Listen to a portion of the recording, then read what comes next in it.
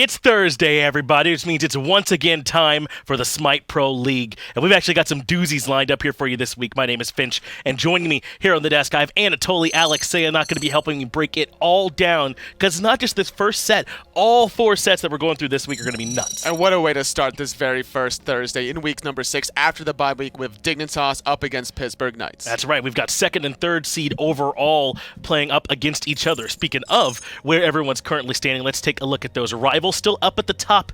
Feels almost untouchable up there with Dig and the Knights right behind them. Renegade has some struggles in Phase 1, but still, I would consider your top seed, and then LG and Space Station struggling at the bottom. It's going to be a battle for that number 6. You can see that big drop-off after the number 7, but these are your combined Phase 1 and Phase 2 standings. Still plenty of Smite action remaining. That's right. I talked about how exciting this week was, and you'll be able to see that there were no lies. Dignitas and Knights are the first set, but then Obey and United to see where those two teams currently stand will also be huge. It's a big week for both of these two teams. Splice have to play Dig later on. The Knights also have a follow-up game up against Obey. Yes, in this first matchup, I'm really looking about the solo lane and the jungle matchup between these two teams. A lot of history comes to between Deathwalker versus Variety, Adapting versus Cuvo Fred. No, I'm right there with you. The Adapting Cuvo Fred matchup is huge, but I think you're kind of right to hone in on that solo lane matchup here first. Compared to the long lane players, those hunters, these are the ones on the map with the most farm. There's going to be a lot of responsibility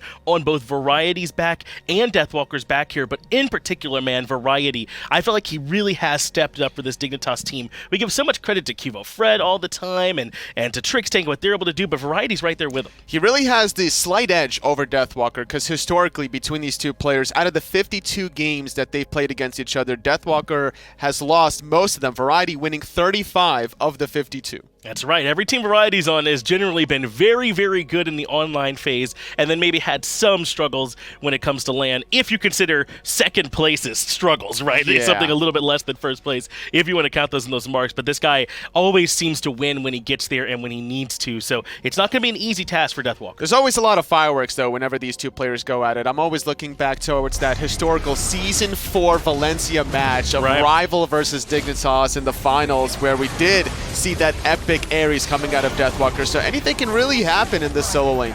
And right now it is a bit open. We have seen, a return of the solo lane back to Warriors. You got to play these sort of tankier bruisers over here in this short lane, but we can also expect for Variety to be a little bit more willing to maybe even step outside that. Sure, he can play the King Arthurs really well, but I mean, he might also be willing to play something a little bit more outside the box too. He does play a lot of sets, so we might see that highly contested between these two players. Jean-Qui has been priority banned, so I'm not sure if Variety will get it this time around, but both of these teams want that pick. And now the question becomes, and I'm glad we actually got this shot here of Cuvo, is Cuvo going to be spending time over here with Variety? We've actually seen a lot less ganks on the long lane just in general lately. We've been leaving them kind of alone over there, and there's been more attention towards mid, even some towards contesting those blue buffs on the solo side. Do you think we might see that happen here again today? It's possible, because if you want to shut down some of these mage ADCs between Vote or Ataraxia, camping the long lane wouldn't be a bad idea. But if you're going to do that, you have to do it at level 2. Try to do it early as possible before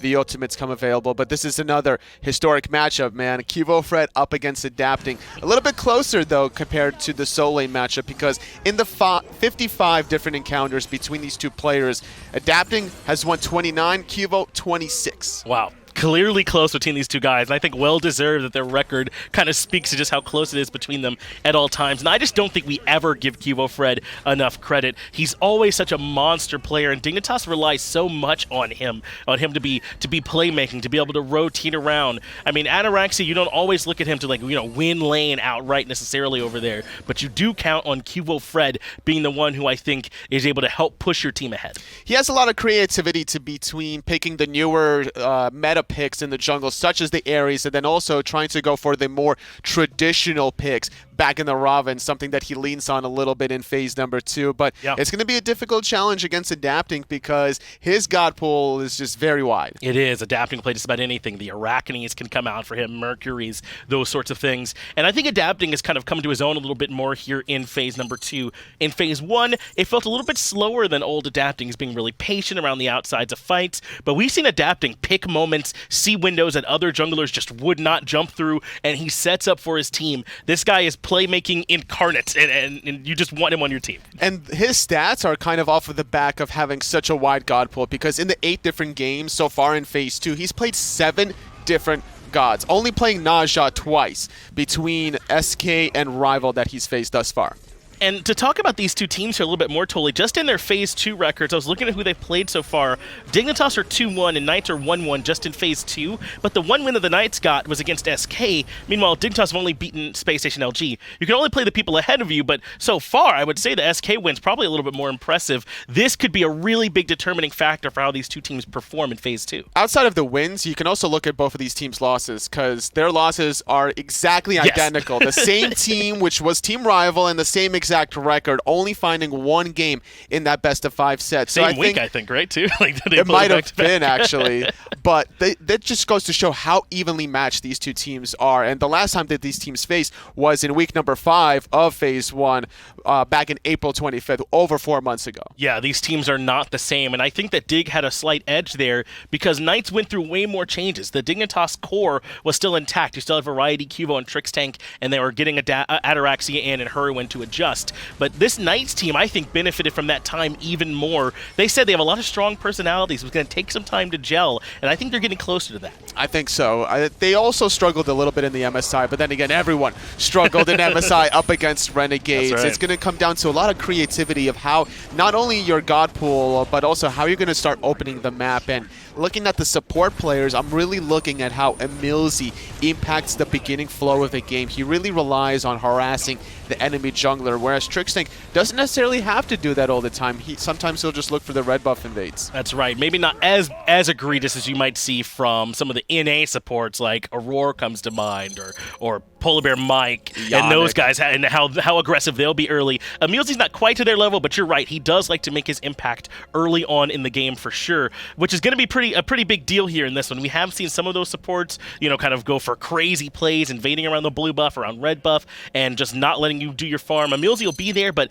it probably won't be that bad. We might even see things like a Circuit or something like that for him that allows him to kind of be that agile annoyance factor. That's actually what he played in the last time that they faced off. Is that right? In Phase 1. He played a little bit of Circuit there, but we haven't really touched upon the Hunter matchup. I'm thinking Ataraxia versus Vote could go either way, honestly, because Ataraxia has definitely stepped it up. He feels way more comfortable in that lane, but Vote is always comfortable about wanting to get that edge in the 1v1 battles. That's another good point that you bring up, because we might not necessarily see that direct matchup. Knights have been a bit more willing to swap Vote and Zeros around and put Zeros in the long lane with things like Zhong, if that ever gets through for some reason. So now that we're into those picks and bans, perhaps this will give us a bit of a better idea, totally, of where we can expect certain players to be based on what they're prioritizing. But Khepri and Set, maybe they Khepri this early a little bit surprising, but he's a top tier support right now, so ban that out. Oh, I definitely agree with you. I think in the 7 different gods that Trixtank has played in the 11 games, most of them was the Khepri. So that's a very smart and homework ban coming from PK. Okay, so you do have to ban Amusin, Cobb, and Set, but these two Guardian bans mean that there's still a lot of stuff open. Merlin, King Arthur, the Zhong Kui is still out there as well. Kronos is highly contested. There's just no room to ban all that stuff. We're going to see some fireworks here for sure. Good stuff's going to make it through. Isis and Thor are still up on the table, so PK are going to get their pick of the litter, but then again, Dignitas having the next 2 picks shouldn't be too feeling bad about it. Jormungandr as well is another huge one to think about. Very highly contested between these two solo laners in particular, especially Variety is definitely likely to play that one. So we'll see if Jormungandr gets valued here by the Knights. But this is almost tough. With this much stuff open, I'd almost rather be Dig with 2 picks than just the one from the Knights. But the Knights prioritize Horus. It doesn't make too much of a problem if you're going to be able to get the Horus and still leaving open the Kronos, the Thor, the Isis. But then again, we are playing on patch 6.9, so some items have been getting hit. So Kronos not as effective without the rings being as effective with the movement speed. Well, I know we're on 6.9 here, totally, but I mean, this is a little bit different from what I was expecting. I mean, Ganesh and Geb banned here in these first slots, but there we go. Skadi makes a little bit more sense to me. And I always thought we weren't seeing enough of her after MSI, after some of those big changes that came through mid-season. Skadi is a terror right now. Hard to really go on her between the permafrost right on her feet and having some global pressure to protect the Skadi, making sure that if Skadi is going to get ganked, that at least a counter gank is going to help her out. And if you pick someone a bit immobile in lane and they put the Skadi mid, which I think they might, she can get so much pressure there, it's not very difficult for Skadi to be able to pick up that kill, especially when you pair it with a Thor. That's a ton of burst potential and great fight potential between those two. And the long-range setup, you got the wall into the permafrost. People are going to be bouncing around if it's a jungle fight in those tight little corridors. Mercury's going to be difficult to stake onto the Skadi because of the permafrost. I was thinking maybe more of an ability-based kind of assassin to try to get those picks. Interesting that they go with this more in-hand focused one from Mercury, but clearly this time spent in the interim has not gone to waste wholly. We're seeing some of the top stuff make it through. Aphrodite wasn't getting played that much at the SPL level, even though I know she was popular probably in your home games and in the ranked scene. So some of that stuff kind of starting to bubble up towards the surface here now as the Afro comes through. And this is where Soul Lane is going to become a pivotal contested point. We're seeing Osiris banned away from Dignitas, knowing that PK's Deathwalker really likes that. Variety has such an eclectic god pool that he can kind of whip out the tier if he really wants to, or bring back maybe the old Sobek. Oh, Sobek would be great. We were just talking about him the other day and how I still think he's perfectly strong, but he's kind of fallen off the map a bit. Anti-heal probably wouldn't hurt either, thinking about some gods that can apply that particularly well. I don't know if you want to get Bacchus just for that, or Odin or any of those gods, but just gods that can buy the items relatively easily, like Contagion and Pestilence that are out there for you now, as the Achilles and the Osiris banned away. Actually a bit surprised that it's Dig that banned the Osiris. Yeah, but Dignitas have the last pick, so they kind of want Variety to get the counter matchup anyway. Right. They're going to ban away everything against PK because they're going to draft their support next. They're probably going to lean on the Serket, if I were to guess. Try to get that anti-healing. I think that could be very strong. Great point there, totally, to add a Serket here to the mix. And we were just talking about how it's something that both of these supports do like to play in this spot, so it makes some sense. Meanwhile, the Knights ban away King Arthur and the Bacchus I mentioned earlier, so it looks like they were a bit worried then about that potential anti-heal and just his burst potential too. And honestly, Milsey can also, Trixtan can also play the Sobek if he wants in the support role, so it wouldn't be out of this world if we see that pick right now. Just maybe not something that's been as popular lately, but there it is, the Sobek being hovered here, Anatoly. So far, Dignitas have been right along a lot of the same trains of thought, and it is the Sobek that gets locked in. When you pair that with the Isis and the Thor, they actually do have a decent amount of control. So much control. Long range and also close range. Imagine getting plucked into a permafrost. How much you're going to be bouncing around. If you don't have any defensive relics, if that Horus is going to go to Milsey, which it should be, he needs beats to survive all of these engagements. You're right. This Horus could particularly be in trouble in the early game. We'll see what the plan is from the Knights, as they have the Aphrodite, which does give them a pretty big late-game win condition once they get this Aphrodite online. But I think they're going to need a little bit more aside from this Horus to make the early game work for them. And for what it's worth, I want to ask you where you think this Aphrodite's going. Is that long lane Aphrodite, you think? I think it's going to go mid for Heroin. He's played it before in the past. I'm also thinking back to his Season 3 Sword Gaming days when his jungler was Homie FA. They would kind of trade that off to Heroin and let him heal up the aggressive Homie. So this might be an idea that adapting is going to be super aggressive, and that Zeros is going to play aggressive in the mid lane. Very interesting. It looks maybe like they might put the Aphrodite long now because the Hou Yi has come in. We've seen Hou Yi mid some. It's a bit open, but I want to talk about this Odin pick. This feels almost like they're picking it just so Variety can't have it over on the Dignitas side, though it is still plenty good into the Isis matchup. And the Skadi as well. Sure. So a Phantom is almost necessity for Dignitas to be able to get out of those Odin cages. And not only that, it's like you don't want to get stuck in the Odin cage with a Hou Yi ultimate just dropping all those suns. And I wonder, I mean, I don't think we've seen a Horus Odin combination yet, but I mean, that's a pretty easy way to kind of limit some of the variance on your Horus ultimate. If you have that cage down, you know they'll be inside it, so then that you can kind of plan a little bit earlier about where you want to drop in. This team fights are going to be really wild between the Circle of Protection, Permafrost on one side, the Odin cage, and the Suns on the other. It's all going to come down to the jungler and who makes the more impactful global rotation. This feels almost a little bit like a throwback. I mean, if it wasn't for the Horus, who'd be the newest god that we see in this one, right? Maybe Skadi? I mean, mean, these picks at this point, I mean, some of the bans that we saw too, it feels a bit throwbacky from both these teams, even though we know some of the changes make them more relevant now. So I'm really excited to see them get into the game. All we need to do is swap the Scotty with the Neath, and then we have like the most old school matchup ever for Dignitas. And then we would have to like swap Horus maybe with like a Hercules support, and then I could see that. We'd be pretty close to feeling old school. What about this tier that comes in last for Variety? I don't know if this has a particularly great matchup against anyone in particular, just must be something that he's comfortable playing here. It's hard to kill the tier, honestly, with the power cleave, being able to heal so effectively, and on top of that, it's just another beads burner, right? Isis Thor can burn it, as can tier with the blink. There's a lot of different options available to them. We'll see how it all works on the battleground. Knights versus Dig. Let's kick it off. Thank you so much, Finch and Anatoly. On the call today for the Pittsburgh Knights up against Dignitas. It's going to be myself, Mr. Hindu Man. I just call myself Mr. Hindu Man, that's weird. And Ryan Agro Bailey as well. And of course, wait, that's not right. I'm on camera at the same time. Wow, you're killing the game. Scenario. Let's go. Okay. Listen, it's always Doug, right? So they never have to change it. You just leave it because it's always Doug. For those at home, just so you know, poor Doug was sick on Tuesday. God bless he's back though. Because I covered for the camera work. It wasn't good, by the way. It was an exciting time, let me tell you. It wasn't good. It was fun for 2 seconds, but Godspeed to Doug working on that. Anyway, into the game we go. And why are you saying ooh? Check out this start for Adapting. He starts Hidden Dagger with his Assassin's Blessing. Hang on, Golden Bow? No, that's not there. I mean, it used to be though, right? That was the way path. Back in the day. That was the Mercury path too. That's true, but no longer. So maybe this is going to be an early Rage for Adapting. Gets a crit early, he got the crit. He's on form already. I mean, it really is. If you get lucky enough and get a couple crits on clearing these buff camps, it can add up very quickly. Sure. Plus, not that much less power than Mace, 10 to 15, I believe, for the Mace. So you're not losing that much, and it gives you that clean build path into a Rage a little bit later on. It could work out. I don't hate it. We'll see what happens. Kiva Throw piloting the Thor, one of the throwback gods that's now back in the meta once again. One thing to talk about early on, though, is Zeros and Hurrywind are both in the mid lane. We were talking on Esports Weekly a little bit about this, and, well, actually, no, it's a lie. Sorry, it's Ataraxia there at the moment, but Zeros still in the mid lane.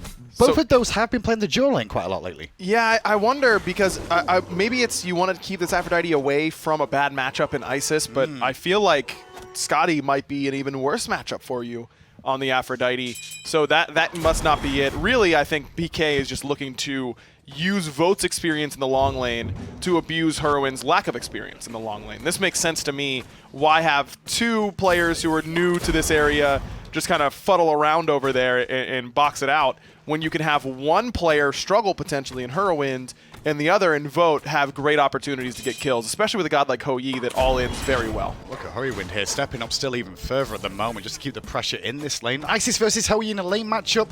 Well, you can tell Isis will have a bit of better clear in the early game, and that Spirit Ball will just slow down Adapting. He was looking to back to base at this moment in time after hitting level 3. Should be able to get at least Boots 1. Not quite enough for Boots 2 this early on, but Mercury just wants to get as much movement speed as he can early because it converts into power for him pretty nicely. And Adapting, I mean, this whole composition for Pittsburgh Knights is really all about keeping the late game in mind. They do not have a great early game fight really anywhere. Their mid 3v3 is okay just because Horus is so strong in the early game, but other than that, I'm not super inspired by their 3v3. Dignitas, on the other hand, I think is very, very potent with the Scotty, the Thor, and the Sobek. That's plenty of displacement, plenty of CC, and plenty of damage. Yeah, that's a big one. Nice knock-up from Emilzy there with a follow-up back off from Zeros coming into play. Remember the Mercury as well in this game. We spoke about it a little bit going into the crit early on. But one thing that Mercury does bring to the map is these lane ganks. And we don't see them too often. But we spoke a little bit about Hurrywind versus Vote in this duo lane. And if Hurrywind's not prepared for these Mercuries diving down with the Sonic Boom to the backline, he's got to be careful about how far he's pushed up sometimes. No doubt. That is going to be a problem potentially for Hurrywin in this lane. And he started off with that Dynasty Plate Helm. But remember, this is on 6.9. Yeah. And that recently got a nerf. It's not a massive one, but any nerf is not good for you if you want to stay as effective as possible. So a little bit less protection here from Hurrywin and might end up making the difference in one of these ganks. And that window is starting to close in now where Adapting will hit 5 and has that Sonic Boom available. At the moment though, Emilzy and Zeros sticking together, and this is a combo that I expected to see when I saw the announcement of Horus. The fact of being chained to someone like Aphrodite, because the engages just seem to work so well, that the abilities of these two gods work out so well together that it makes a lot of sense. We already saw a little bit of synergy with it a little bit earlier on, but Emilzy's going to go in, use the Fracture, get the stun, sets up the knock-up. Mid-knock-up, Zeros can use that back off. Sometimes that acts as peel for the enemy team and knocks them away. But if they're in midair, they won't get knocked back. So you can deal that damage. You can make sure that you're going to get that damage off without displacing the enemy player into a bad spot. Or you can just use the Horus mobility to get behind that player and then use the knockback to your actual gain instead of using it as a disadvantage. Adapting now then at level 5 as he soaks some experience in the solo lane. So far, Adapting really showed a presence to the duo lane earlier on, now in the solo lane, just trying to keep these side lanes busy, make him aware that the jungler could be present at any moment. This is a little bit different, though, from Adapting in comparison to what a lot of other junglers are doing at this time, where a lot of it is sitting in your mid 3v3, farming his 3 in the mid lane, we group and we go to backs. Emilzy and Zeros have really been duo laning in mid since level 1. That's exactly where Emilzy's been. And Adapting is instead taking bits of farm from the side lanes because they're already going to be over-leveled in comparison to everybody else. Why not try and keep that advantage where you can in the mid lane? Unfortunately, I think Cubo Fred's done a great job of not soaking too much from Ataraxia and Trixtank, and it's resulted in a slight XP lead for Ataraxia. Vogt contesting the Oracles there. Will get one, but has to walk away as Ataraxia and Trixtank turn up too. I think some of that can be said of the reason Adapting's able to do that is because of that synergy between the Aphrodite and the Horus too, allowing them, if they do get into trouble, can really peel for each other as well as themselves pretty effectively at the time being. But now Adapting's starting to group in mid as Vogt is contesting Hurrywind around his own purple buff here. But minion wave coming into the tower means that needs to be soaked up first.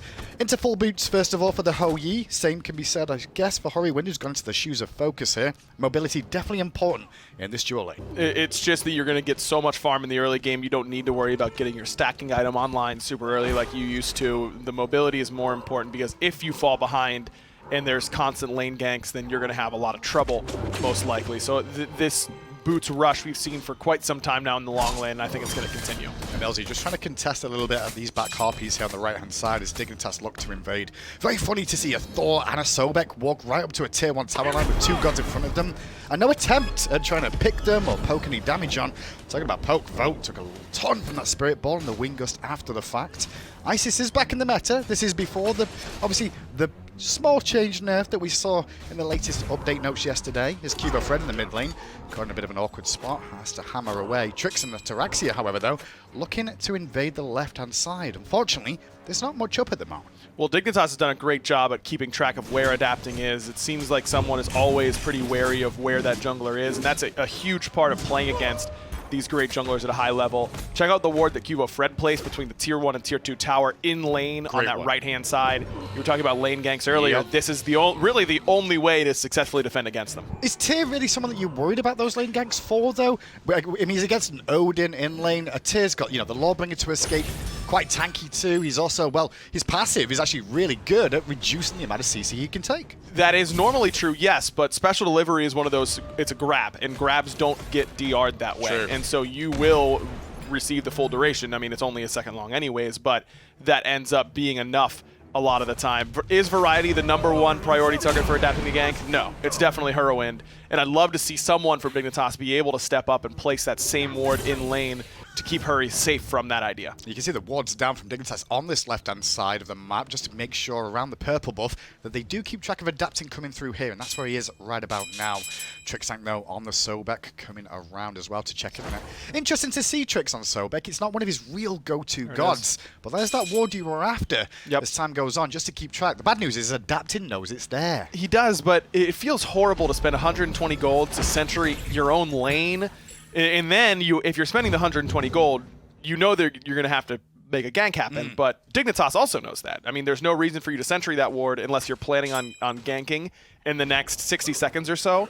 So then Hurrywind can play very safe, and the way you do that against Mercury is you really hang around this right-hand side of the lane, keep stepping in and out of the jungle. Bit of a window opened up here for the Dignitas to look at the Gold Fury. They get the Oracles, the wall coverage is beautiful, they can get full vision of anyone coming in.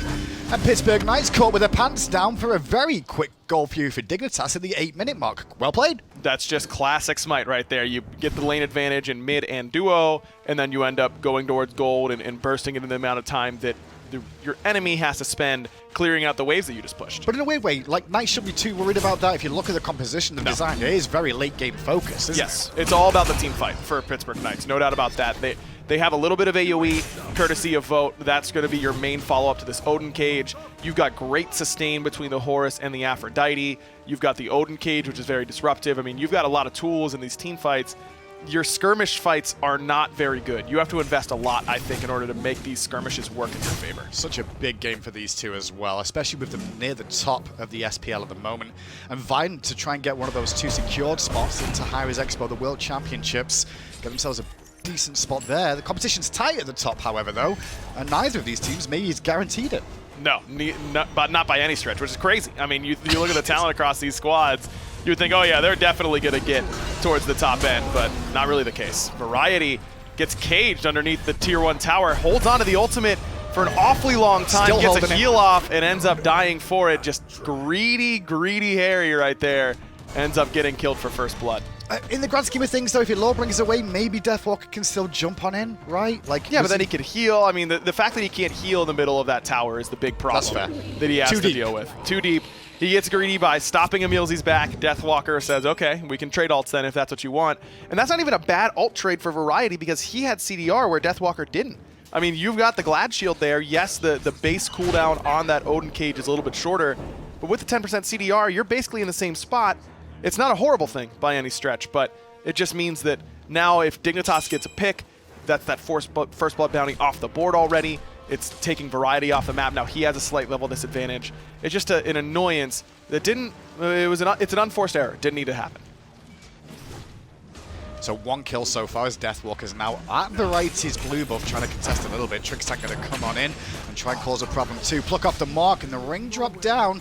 Wasn't really needed with the ring there at the end of the day, but I think Deathwalker was using it for safety more than anything else. At the end of the day, the cooldown is pretty low on that Odin ring. Yes, it is, but no cooldown for him still. He actually backed and bought a Mystical Mail as his first item. It's one of those items, if you got the gold, may as well. Vote under pressure, trying to invade the purple buff on the left-hand side, surrounded by 3 members now and nobody really nearby. I say that as Horus is on the way, but it's a little bit too late, as Ataraxia will bring down Vote, who, end of the day, didn't even get the purple. I'm not even sure if he did. No, it doesn't look like it. Herwin's able to secure it, and that's what I'm talking about with Variety's mistake. Wouldn't it be great if you just got first blood right there for Ataraxia, and he could get an even bigger lead that he has over Zeros right now? Just a bit of a missed opportunity, but overall, Vote overextending, giving Dignitas a bit of a gift back after Variety's version. And look at that XP at the moment. I just see the net worth you can see for them. The experience of these two teams. There's a slight lead for Dignitas towards the dual lane for Isis at the moment. I'm sure she's had the pressure really on with the purple buff, but this is working out well for them because of that. And the mid lane as well. Ataraxia's got a 2-level lead over Zeros right now. This idea that adapting isn't splitting here has not been enough to keep Zeros ahead. Oh, pluck on Zeros into danger as the ice comes down from Ataraxia too. Lurking in the waters from Trickstack, but there's a shell from Emilzy. And the ultimate too. Great situation for Horus to be able to use his ultimate as well. It's not always great for self-peel and self-surviving, but it can really help a teammate out that's getting focused like that. It can, but now Zeros is pretty vulnerable. I mean, Cubo Fred could dunk him. He still has beads, but is that enough? Horwin versus Vote, both at the same level. Vote did just fall, and he just took a ton from that Wingus, and you can see Cubo Fred just trying to lurk around the corner, cut off the angle at the end. Spirit Ball from Horwin to chase him, but Vote gets hit by the wall and the double tap, and Cubo Fred will claim his first kill of the game. I really like what Herwin does in that instance. He keeps on the chase so that he keeps Vote on the line. And his placement of the Spirit Ball ends up pretty solid as well because he keeps Vote going towards Cubo Fred. If he throws that Spirit Ball towards the lane or towards the entrance of the jungle on Vote's left, then it gives him a good excuse to stay underneath the tower. Well, Deathwalker needs a tower right about now to escape the gank that's coming in from Dignitas. Deathwalker's so deep in enemy territory here. He did have adapting in the background though with a Sonic Boom to help him escape. It's going to buy him enough of a window here. And one thing you do see is a little bit of damage coming out from Deathwalker there as he's gone for Mystical Mail this game. That's right, going to use it. Got the gold, I suppose, on his first back, so may as well. Could interfere with a blink, and that is what he ends up picking up, so that can be a concern. But don't forget, Mystical Mail got a buff a while ago to give it that 20% crowd control reduction. It just got stats. It didn't need stats though. Like we've seen it before, right? It's great for wave clear, great for free poke. Yep. And especially if you're someone like Odin, where once you've done your 1-2 combo, you can just sat around a little bit. It's free damage. Yeah, exactly. It's just extra damage you add in. Well, hang on a second. Fury started up again by Dignitas, but this time the Knights are on the scene and aware it is a possibility. But with the gank attempts onto Deathwalker there on the right-hand side, it opened the window for Variety to finally take down this Tier 1 tower and at least continue to gain a bit more of a lead for Dignitas as he also invades the blue buff. I like it. He needs this catch-up mechanic because he was down a little bit from Deathwalker after that kill underneath the tower, so ends up working out A-OK for Variety. He finishes off a Blackthorn Hammer. I love this Bruiser-style tier. Don't have to go full defense necessarily. You want to have some oomph behind that Fearless combo, and this Glad Shield and Blackthorn Hammer combo will do it. The one thing he might be needing, though, is a Contagion. And this is the game where I think Contagion looks great in comparison to Pestilence. You don't have to really respect the Aphrodite damage too much. Yes, Zeros is building power, but one magical defense item, even a Spirit Robe, might be enough for you just based on your natural tankiness as well. But you really could use some extra physical defense against Mercury, but you want the anti-heal. Variety taking a bit of damage, as is Vote, as Trixtank was pressuring him at the same time there. Knight's composition, though, is really invested into this Hou Yi and this Mercury in the late game. They're really just going to have Knight's focus around them as a Bird Bomb comes in from Deathwalker, but Variety quick to react and immediately jumps away, but worried a little bit, I guess, about the follow-up that could have come out from Knights there. But all members of both teams on this left-hand side at the moment. Bit awkward there from Variety, but I love the game plan. Great poke from Cuvo. Fred has a Brawler's Beat Stick already, so that heal from Zero is a little bit less effective. Ultimately will not matter too much because he'll be able to heal this next heal without the Brawler's proc. Will probably full heal him. You do talk about anti-heal a little bit from Dignitas. So far, Divine Ruin already online for Horiwin. Brawlers, as you said, for Cuvo. We will see if we do see that Contagion come into play from Variety here. But the Blackthorn Hammer, I mean, it just makes sense for Tyr, right? The one thing that he's got self-sustain as long as he's got mana. And when's he ever going to complain about cooldown reduction as a Tyr? Definitely not. And you've got health, you've got some power on it. It's cheap, it's great cost effectiveness. And it's in a really good spot. You should definitely be picking it up on these semi-aggressive warriors. I don't mind Deathwalker not going it. Yeah, I think Blackthorn can fit Odin really nicely, but Deathwalker is really relying on his team to deal the damage, and that can be a concern because I think they might lack a little bit. It's just a matter of how well does Adapting roll on these crits as he's finished off that rage and is building into what's probably going to be a Deathbringer. Could be one of the reasons why we see that Mystical Mail too then, I guess, just for that extra little bit of damage to help out in these team fights. Because the one thing I'm concerned about from Knight's point of view is if Mercury can't get into these fights for whatever reason or gets taken out early, they're really going to be relying on the Hou Yi more than anything else because Zeros really is going to play this supportive style Aphrodite. Plus, don't forget, Mystical Mail is magical damage, and like I said, you don't have to worry too much about building magical defense against Dignitas's, or Pittsburgh Knights comp, rather.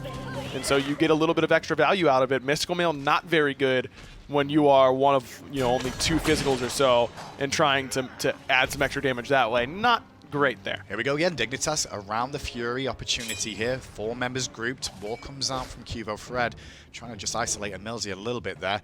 Definitely I feel Dignitas feel comfortable at trying to take this because of the level lead that we've got for Horiwind here. 2 levels over Vote. If you compare that to the mid lane mage, it's a 4-level lead there at the moment. Ice is great around objectives too with the Circle of Protection. Makes a lot of sense. No doubt. Plus Ataraxia has a 2 to 3 level lead. Oh, yeah. This is a good time to fight if you're Dignitas. You do not want to let Pittsburgh Knights waltz into the late game. I love the pressure they're putting. They just have to decide if they can afford to commit. Trixtank's Lackman's upload, what a great kiss from Zeros at the tail end. Will at least heal him back up, and he'll actually use the ultimate for safety there, will Zeros. But that's a good win for Dignitas in my eyes, as they did get the ultimate out of the Aphrodite already. Deathwalker dueling with Varieties, the Fury's getting lower, and Mills is channeling the ultimate, and Dignitas reset the Fury. Love the way that Dignitas is playing this. They're keeping Pittsburgh Knights on a string. They are making them respond. Protection is down from Horiwind as well. The explosion should be good soon to secure the Fury, and will be. Meanwhile, the ultimate out from Deathwalker kind of ignored pretty much by Dignitas, but Ataraxia took a lot of pressure from Adapting and Deathwalker, and he ends up falling down. It's a 1 for the Gold Fury so far, Primal I should say, as a Spirit Ball from Horiwind will split Dignitas away from the aggressive Pittsburgh Knights there. Knights, though, have a bit of a window for either some damage onto this tier 1, or maybe a look towards the Pyromancer, unless Variety has something to say. 2-man Fearless onto the back line, still has his ultimate available, so he's A-OK. Spirit Ball off the wall, but a sick wall from Fred. He just wished there was a Circle of Protection there, but it was on cooldown at the moment. Cuvo Fred pressured by Deathwalker and Adapting at the same time. But everyone's fine for now. Nobody dies. It just slows down Knight's opportunity to get to this Pyromancer so early. In with the Lawbringer into the sky go 2. And 1 will fall. That's Emilzy down already. Horiwind wrapping round the back to deal some damage. But Knights at least get the Pyromancer for Emilzy's death. Man, that is something that Dignitas gets. But beautiful play so far from Variety. His Fearless is... at the last 2, he's gotten 4 members. I mean, that's just Variety's tier. It's always been there. We just don't get to see it that often. But maybe this is the meta where tier starts to shine once more. After the Golden Crow down from Vote on towards that tier for the time being, but a pluck onto Deathwalker. Horriwind's there with the silence of the Spirit Ball too. Wall after the fact, the CC chain was good. The damage though just wasn't there to bring him down. Variety's waiting to try and Fearless Deathwalker on landing to bring him back in, but with Zero's linked and has the ultimate, decides that he should just cut his losses. Going back to that Primal Fury fight, I really like the way the Pittsburgh Knights respond to what Dignitas is doing. As I mentioned, I loved what Dig was doing to keep Pittsburgh Knights on the line, force them to respond by overcommitting ultimates. First it was Zeros, then it was Emilzy. But then Pittsburgh Knights decide, look, if Dignitas' composition wants Gold Fury, they get Gold Fury. We can't take that fight.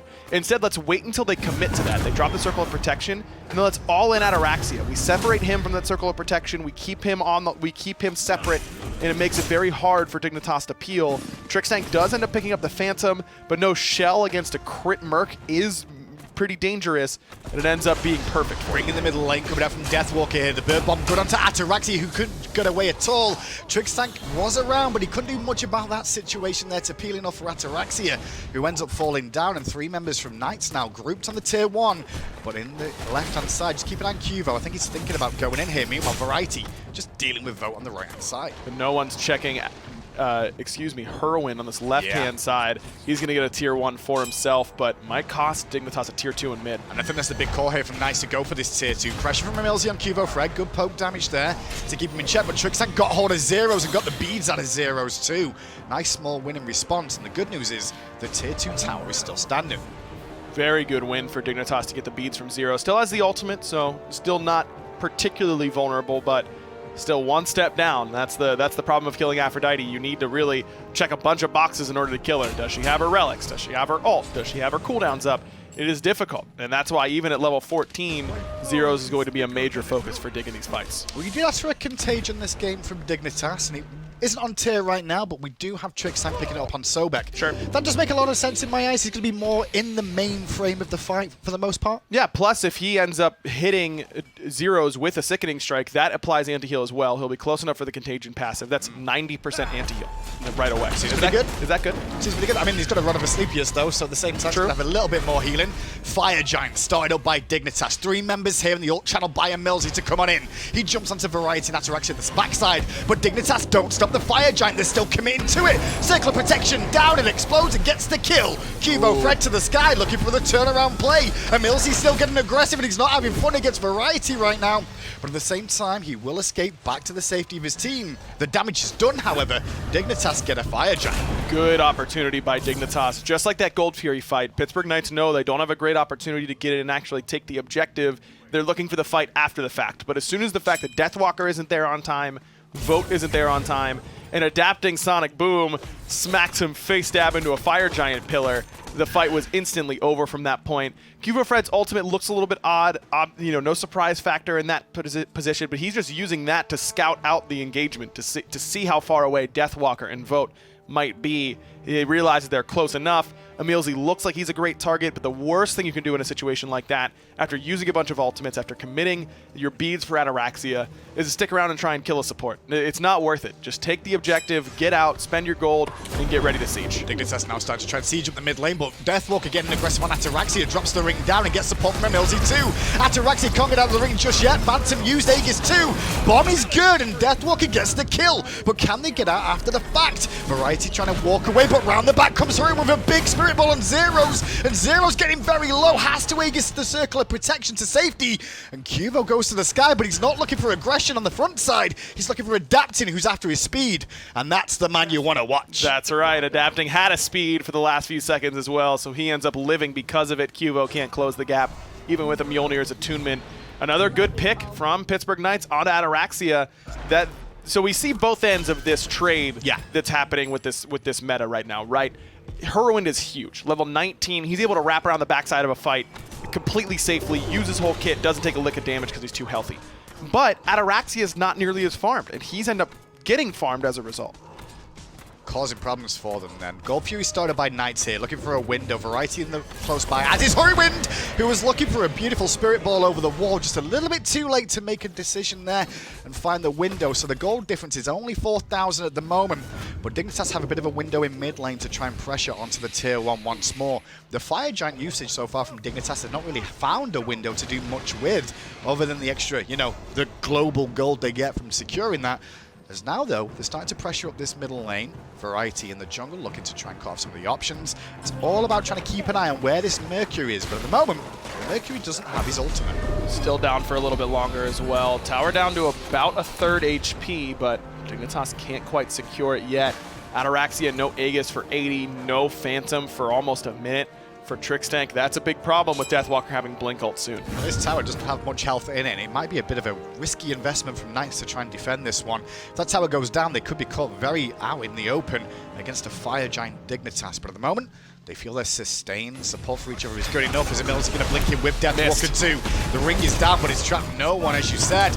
Meanwhile, the damage is good from the wall, and now Cubo to the sky looking to turn this around and pressure them back out. He may not commit to this. The damage has been done just in the fact that tier 2 goes down, and Dignitas continue to march down mid. Circle of Protection's already down though, Graham. That's a big ultimate that Dignitas doesn't have anymore. At the same time, Knights have been forced back to that Phoenix line. The Sonic Boom came through. Wasn't enough to disrupt Dignitas' aggression. And Milzu tried to jump away, gets plucked back to his death one more time. And now it's a 4v5 down the mid lane. Adapting no longer has that ultimate, could end up blinking in if he has it, but I don't think he's got a great opportunity. Great block again from Trix onto Vote, and he's juggled in the sky. The wall just stopped him from doing absolutely anything. They got done though. They want to end the game now. It's only 25 minutes in. Deathwalker's going to drop the ring and trap him inside. It'll slow them down for a second or two. At least enough to keep this game alive. I like it. I mean, I don't think Dignitas had a whole lot of intention of ending that game right there. That was just seeing if Pittsburgh Knights would mess up and end up giving them a window. Deathwalker drops the ultimate. Titan breaks that cage right away, but that's now a cooldown that Dignitas has less to worry about, at least for a little bit longer, though. Deathwalker, of course, lots of CDR and a low natural cooldown means that ultimate will be up pretty soon. Well, we can see Adaptive meet up with Variety on this left-hand side here as the red buff was looked at. Adaptive's just trying to find some farm around the map, and now he got himself caught in an awkward spot. Beautiful Spirit Ball out from Horrywind, and the silence after the fact will secure it. Horrywind having a very good game today, and I think a lot of that is the crafted composition that Dignitas have put together so far. Yeah, Isis, pretty good right now, I would say. Only in duo? No, put her in mid, put her in support. I don't care, dude. She pick this god. She's really, really good. And Horrywind has not been a major focus, and I think that is a calculated risk by Pittsburgh Knights. Some of it might be, we feel like that shield is so strong, if we try and dive her, she has Circle of Protection, then we might not kill her anyway, so let's kill the easy target in Ataraxia. But that's fine. I think that a pick like Scotty is really bait for Pittsburgh Knights. Like, hey, I'm playing this hunter that you can kill pretty easily. Come get me. Leave my mid lane. Vote in trouble, but jukes out the Lawbringer coming down from Variety, but can he juke out Cubo Fred's the question. The ultimate came in from Emilzy, and actually, he doesn't need to juke it out because Cubo Fred went straight back to the Fire Giant when the rest of Dignitas were waiting. A second Fire Giant into the bank of Dig as Deathwalker gets around and pulled into danger. The Spirit Ball is beautiful after the silence. Ring gets dropped by Deathwalker, but that could be all she wrote from the solo lane there as Dignitas get a Fire Giant and Trickstank zones away the rest of the Knights. Just perfect, because Dignitas doesn't have Circle of Protection. Pittsburgh Knights know that Hero would use it to kill Adapting, and it wouldn't have been up in time. So that makes Pittsburgh Knights think, okay, this is our best chance to get in there and defend a Fire Giant, but because Variety's doing so much zone work, because Cubo Fred threatens that aggressive dunk, they have to stay so far back that by the time Deathwalker gets there, he's completely isolated alone, and Fire's already dead. I think the one thing we said about Knights' comp as well is very late game focused. We're not in the late game yet, and that's one thing that Dignitas have denied Knights to have the opportunity to do. The Titan is under threat, the Circle of Protection is down. The players are trying to do their best to defend here on the Knights, but it's not going to work out. Game 1 into the bank of Dignitas. That's just a perfect example of what good, clean, objective-oriented Smite looks like from Team Dignitas. Not a lot of kills, not a lot of engagements without purpose. This is a team that was very mindful of exactly what the game plan was. Use this Isis, get the farm for Horrywind, and then go towards the objectives and trust that he's going to secure them. And Horrywind went flawless on the secures. I think that's one of the proof of concepts of Dignitas' design of having Horrywind and Ataraxia switch. You know? I think that's a big worry for them as well, because they're one of the only teams that have been doing this and been trying to make it work where they don't put their Hunter player on a mage in the duo lane, they put their mage on the mage in the duo instead. But that can have a knock-on effect. It's tricky to change position. Dignitas is showing it's working out for them now. It is. And look, if PK is not going to put Vote in mid and Zeros in the long lane. That means that Dignitas is the only team doing this right now. It's really only these two. It seems like Dignitas sticking with it might end up working out. Well, that's it for Game 1. We'll be back for Game 2 right after this.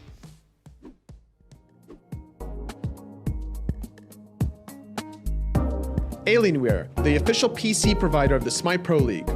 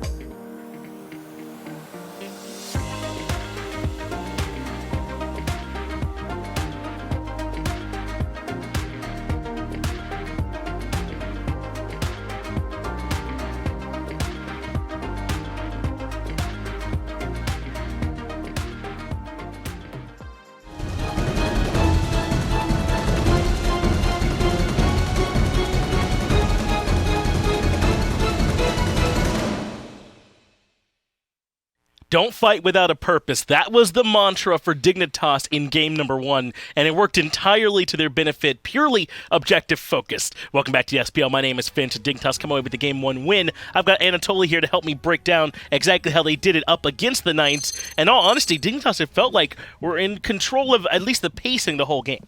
It did. The first Gold Fury, right? Like, they were able to really utilize their CCs effectively. Cubo Fred on the Thor, wrapping around at one time to be able to kill Vote, just finish off what Heroin started on the Isis. By the way, great performance out of him, playing the Isis in that long lane, getting the slight better edge of Vote. Yeah, we got to see exactly how this, splitting a farm affects both players, right? Ataraxia went mid with the Scotty, kind of got beat up all game. Heroin went long lane with the Isis, and got a ton of free farm here this game, and he just had a monster performance. With all the CCs and the control that they had in the long lane, Dignitas getting their very first Gold Fury 8 minutes in. It was the battle of attrition because there were no kills up until that point, and only 6 total kills, 21 minutes in.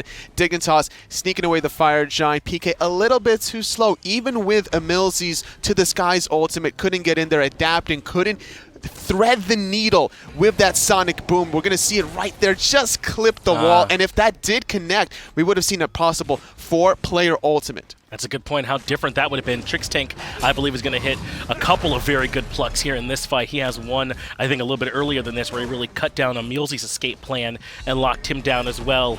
Just a great game, really, from the Sobek, too. And this pick led open to the next Fire Giant, adapting, trying to get any farm he can to the left side. And then once Dignitas gets the next Fire Giant, let's count the CCs. Fearless, Pluck, Isis Silence, Isis Stun, Thor Stun. You think Deathwalker's getting away? Scotty Ultimate. Yeah, used just about everything on Deathwalker. They'd already secured the FG at this point. That was about getting the pick and getting the numerical advantage when they went into push. But I'm very interested if we can get a look at how much damage Adapting is able to do this game here on this very next slide when it comes up. Because for me, just looking, it never felt like he got an opportunity to do the Mercury things. Yes, the only 7,800, just not enough. It didn't get to that hyper late game where Mercury truly shines. The one middle Phoenix defense, his Sonic Boom was so far out there that he had to wrap around all the way from his red buff, and by that point, it was a little bit too late after that initial pick onto Vote. And he prioritized the crit very early in his build, Adapting to. I think he started with that short sword or working towards it. That gives you just an idea of how much they needed, and we're planning on relying on this Mercury getting to that late game stride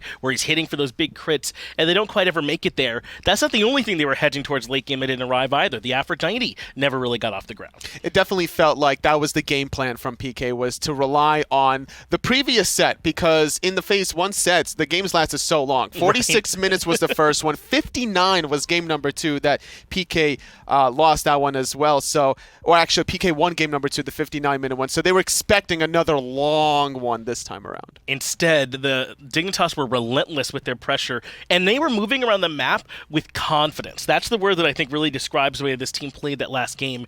to a T.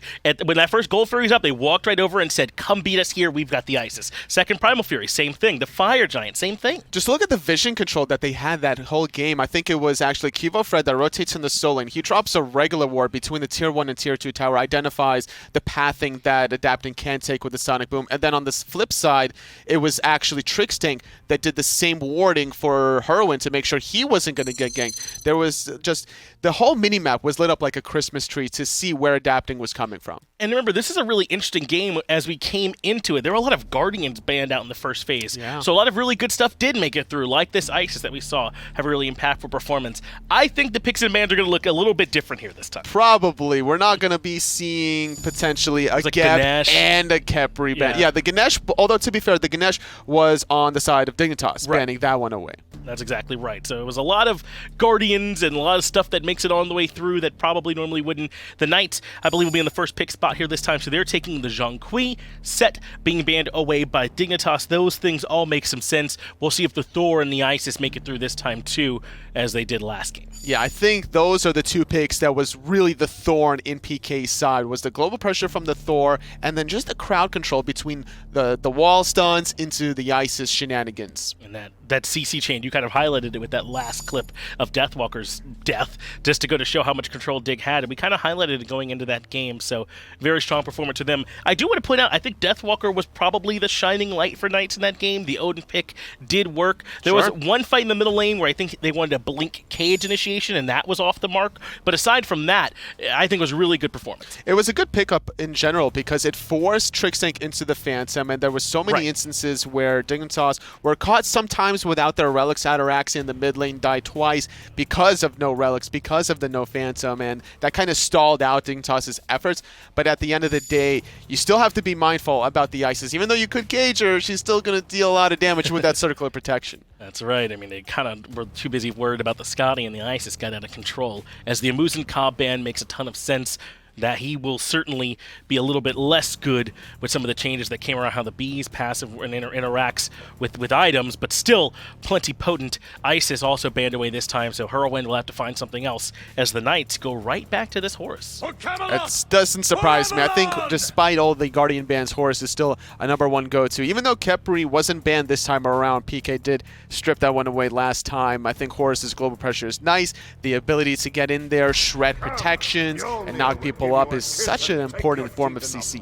Variety picks up the King Arthur, something he's been playing a ton of in Season 6. And then they also add the Thor for Kivo Fred. These are two strong picks, but I am a bit worried. The Knights can, well, I guess they can't come back around and get the Khepri. They've already taken the Horus. Maybe Dig have kind of recognized they can get King Arthur, Thor, and come back and get Khepri on the back end. So I actually really like this from Dig. That's exactly what they're considering now, as we're not probably going to be seeing any sort of magical ADCs for PK. Probably going to lean more on the Hou Yi again for the crowd control of the team fights. Didn't really work out too well. It did not. I think, but was getting heavily pressured. Adapting couldn't make those rotations because of the important vision control from Dignitas. That early game, it was a slow and steady bleed process that Dig did. They did. They continually squeezed the map and left Knights with nowhere to go. And Vote in particular, I felt like really suffered as a result. I mean, he felt invisible to me on that Hou Yi in that game. Didn't do much at all. Maybe go for Jingwei at this point. So that way if you do get poked out, you'll get back to the lane as quickly as possible. Rely on your crits. Even though Failnaught did receive a 5% crit nerf, I think it's still a valuable item to pick up. I agree. I certainly think it's one that's still plenty strong. Should be adding to your builds as the Osiris comes through. Remember, this one was actually banned out, I believe, last game instead of picked up, even though I think it could have possibly been quite strong. The Knights have already established a potent front line. It's funny to see how a best of 5 kind of adjusts its meta just between the first and the second game, because it was King Arthur, the Osiris, and the Achilles banned in the secondary phase. Soul Laners were adopted after that banning phase, but now they're like, yeah, let's just get it first and get comfortable in that short lane. Agreed. As we mentioned earlier, Dig very likely, I think, to take the Khepri here. If they don't, Knights have already shown a willingness to ban in the first phase. No reason to think they wouldn't also do it in the second phase. So yes, this almost has to come through here. They do a good job leveraging that to get the Thor and King Arthur ahead of it. But we do have the Soul coming through, even with, you know, a lot of the movement speed being taken off of those magical ADC items and even being brought down in other ways. Still valuing this Soul, who I guess can build relatively magey anyway. Yeah, there's a lot of scaling on that Stellar Burst and Supernova, so I'm not surprised to see Zeros yet again lean on an off pick. He likes to, keep it spicy in the meta. So a very easy way to survive is to disapparate, right? Like if you're going to get ganked by Thor, you see the Thor up in the sky, you're the only target, you just use disapparate, and by the time he lands on you, you'll probably be invulnerable from the rest of his kit. Serqet banned away by Dignitas, worried that Adapting would want to take this one into the jungle. Meanwhile, the Knights respond with a Skadi ban of their own this time. Not going to let that one through again. I'm a bit surprised here by this Serqet ban. Adapting certainly can play, but I don't know that he's been playing it a ton in Season 6. We've seen a few more of, like, in-hand focus than maybe like the ability focus where Serqet can kind of fall in. We'll see when he ends up going. There's 2 different gods I want to see, or maybe I guess 3, from Adapting into Dignitas' lineup. One is an Execute, so either Ao Kuang or the Thanatos, considering Achilles is actually still open, so 4 gods. Another one that I wanted to consider is the Fenrir. Now, Fenrir is, the idea behind Fenrir into the Khepri is you just stun him, you Ragnarok him, and hopefully you kill him long enough, or fast enough rather, before he can get off the Scarab's Blessing. That would be ideal, as Olorun comes through for Dignitas to give them a magical ADC of their own, and when you add in the Sanctified Field, a ton of control. I don't know, man. Right now, Dignitas' draft is looking plenty scary to me when you factor in the players on their roles and the actual picks. But Anatoly has a direct line to the comms today. Thanatos coming through. You had the call. Go ahead. It just makes sense, right? Like, you want the Execute to be able to focus out any low health member that even has the Scarab's Blessing applied to them. It'll go through it and find the kill at the end of the day. It's not going to be the Thanatos skin, unfortunately, today. You're going to have to wait a little bit for that one, but it's still strong god. And if you're looking for early game momentum, utilizing that second ability for movement speed will get you faster for the counter gank. Susano comes in for Dignitas, another assassin that can have a good deal of control available. So now we got to consider where this Thor is going, because they already have Thor here on the table. Do you think there's a chance that we're seeing Olorun mid and then one of these 2 taken over to the long lane, perhaps? It seems that way. I wouldn't be surprised, actually, if it's Susanoo I think so, too. In the long lane. A lot of ability damage there. You want to keep the global pressure where he's mobile, between ping-ponging short lane, long lane. Keep KivoFred on the Thor. He had a great game last time around. He knew where to be at the right place at the right time, so don't change that. Allow Heroin to continue to be that bully in the long lane, this time with Susanoo. If that is what ends up happening, if that's where it goes, then I think that makes this a really big game for Ataraxia, to flex the God pool a little bit, to earn a little bit more, credence onto some of the stuff that he might potentially play as well. If that's where it goes, this could certainly still be swapped around in any kind of configuration, so it's still a little bit hard to tell. We'll find out, though, here in just a moment. Knight and Dig, let's get it back to Hindu and Aggro. And here we go for game number 2, then Dignitas up 1-0 so far. But these compositions are a little bit different, at least from Dignitas' point of view. And it's Horiwind in the duo lane playing Susano, but he's against an Anhur, which I thought he might have been a Sol this game. No, looks like Zeros is going to go mid. Seems like PK has given up on that experiment. And this is the natural evolution of a pro level meta. And look, at its base level, Smite is a rock, paper, scissors game, right? Assassins get beat by Guardians. What beats Guardians? Mages and Hunters. What beats mages and hunters? Assassins. It's a cyclical thing. It's a weapon triangle, basically. To be fair, the mages and hunters like to say otherwise and say it's guardians too and warriors too. Well, they do. It depends on the level of farm. There's intricacies. Okay. It's not straight up, but that's kind of the general rule of thumb. Wait 1 second, because Deathwalker and Milzy getting aggressive, and that abduct from Trixan putting Milzy in a world of hurt. He's alone. He's trying to dash away to safety now and will do so. Funny enough, Kuvo just gave up the chase a little bit there. Is that because he's more interested in the buff and farm? Yeah, it has to be. I mean, you've already used everything you've got to try and kill Emilzy, and it didn't work, so looks like you've got to give up that chase and try and get your farm going. Emilzy's job is to not steal buffs necessarily, but to keep them on the line and really harass them and stop their farm. They're doing their job so far. Blue buff secured, and KuvoFred couldn't get over there in time, so Variety will lose a bit of farm for the time being, and the beatdown is good from Variety so far. Just continue to keep the pressure on in this lane, and Milzy staying in tow with him. So far, support is sat to this right-hand side. So like I was saying, it's this cyclical nature. So what are we seeing in the long lane right now? It's vulnerable carries, mages, like Isis, and even Anhur, I think to some degree, is pretty vulnerable against assassins. So why not just pick the assassin? The assassin's going to get all this farm. Hurwind, he's been a mid laner for a long time, but before he was a pro league level mid laner, he was thought of as the super sub for C9 back in the day. He played a bunch of different roles. We're going to make plays now without blinking, and Vote just says, no sunshine. I've dealt with a Susano before. I think if the Gus would have connected, it might have been a different story. But I think that Gust might have been really meant to land more than anything else. If it lands after the blink, then he can follow up if Anher does leap away. Yeah, but with Vote hitting the impale, that means you have to teleport in to get close enough to force the jump, and then the jump comes out, and you're pretty safe. And I think that's the thing to say, Ryan. I think the one matchup that might be troublesome for an assassin isn't Anher, who's got pretty good survivability. That Scythe from adapting just split the uprights between the two. Is really looking for Cubo Fred there. If only he had some toast, you know? Only. Maybe next time. Next time, next update. Am I really going to have to cast a flying piece of toast? Yes, we both will. Look, the fact that it just falls down in the ultimate as a giant piece of toast is very funny to me. That's the funniest part of the entire skin. That's true. I think we need some, I don't know, we need some sort of skins that are going to be butter or jam or something so we can really make it work out very well. At the moment, though, the pressure on this right-hand side has gone in his favor. Proud of you for not saying beans, by the way, as a natural beans pairing on to toast? Yeah, that's disgusting, and no one. This says the mac and cheese, dude. Don't worry. Yes, mac and cheese is universally better. Okay, whatever you say. For the most part, it's still pasta and some slices of cheese. Yeah, it's delicious. What do you want from me? I'm not saying it's terrible. I'm just saying to stop roasting beans on toast. It's an ongoing gimmick and it's not funny anymore. I'm offended. Deathwalker, though, is in a bit of trouble right now as he invades the blue. But 4 members stronger. Dignitas here. And Deathwalker only level 3 won't be able to escape.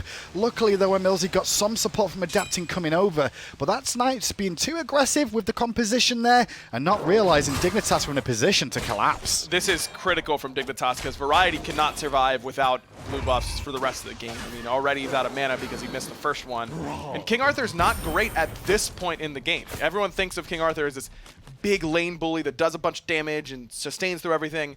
That's once he gets Glad Shield and his ultimate. Pre-5, King Arthur doesn't scare you a whole lot, especially if they don't have to. Trickstack just used up Ducks, now under pressure as Adapting came in, still level 3 for him. Ataraxi's trying to help out, but there's not a whole lot he can do about the damage a Thanatos can do in the early game, especially with a Sol that's already level 5 in that mid lane alongside him. Just bad decision there by Trickstank, and we spoke so much about how well Dignitas only focused on fighting around farm in game 1. That's a worthless fight from Trickstank. What's the best we get from that? I mean, Zero's is full HP. He has beads. He's a soul. Ataraxia is only level 4 at the time. He can't even use a Sanctified Field. What's the point of plucking there? It just ends up getting you killed. Horrywin could be a bit of pressure here as well. Has Blink, no mana, however, and now that dash goes straight into Adapting. But the Gust was good to at least give him a bit of room to escape. Has to land the Scythe here, Adapting, tries to juke it out, just Horrywin, but it didn't come until too late. And the pair of them use their abilities at the same time. Maybe if Adapting had a little bit more trust in Vote there on the Impale, that's a confirmed kill at the end of the day. Irwin nearly juked himself to death. Yeah. I think that he may have been able to straight line out, even with the slow from Death Scythe, but he was just playing Pittsburgh Knights all along. That's a much more tilting way to drop a kill, right? Yeah. Than just them being able to straight line out. That one hurts the ego a lot more.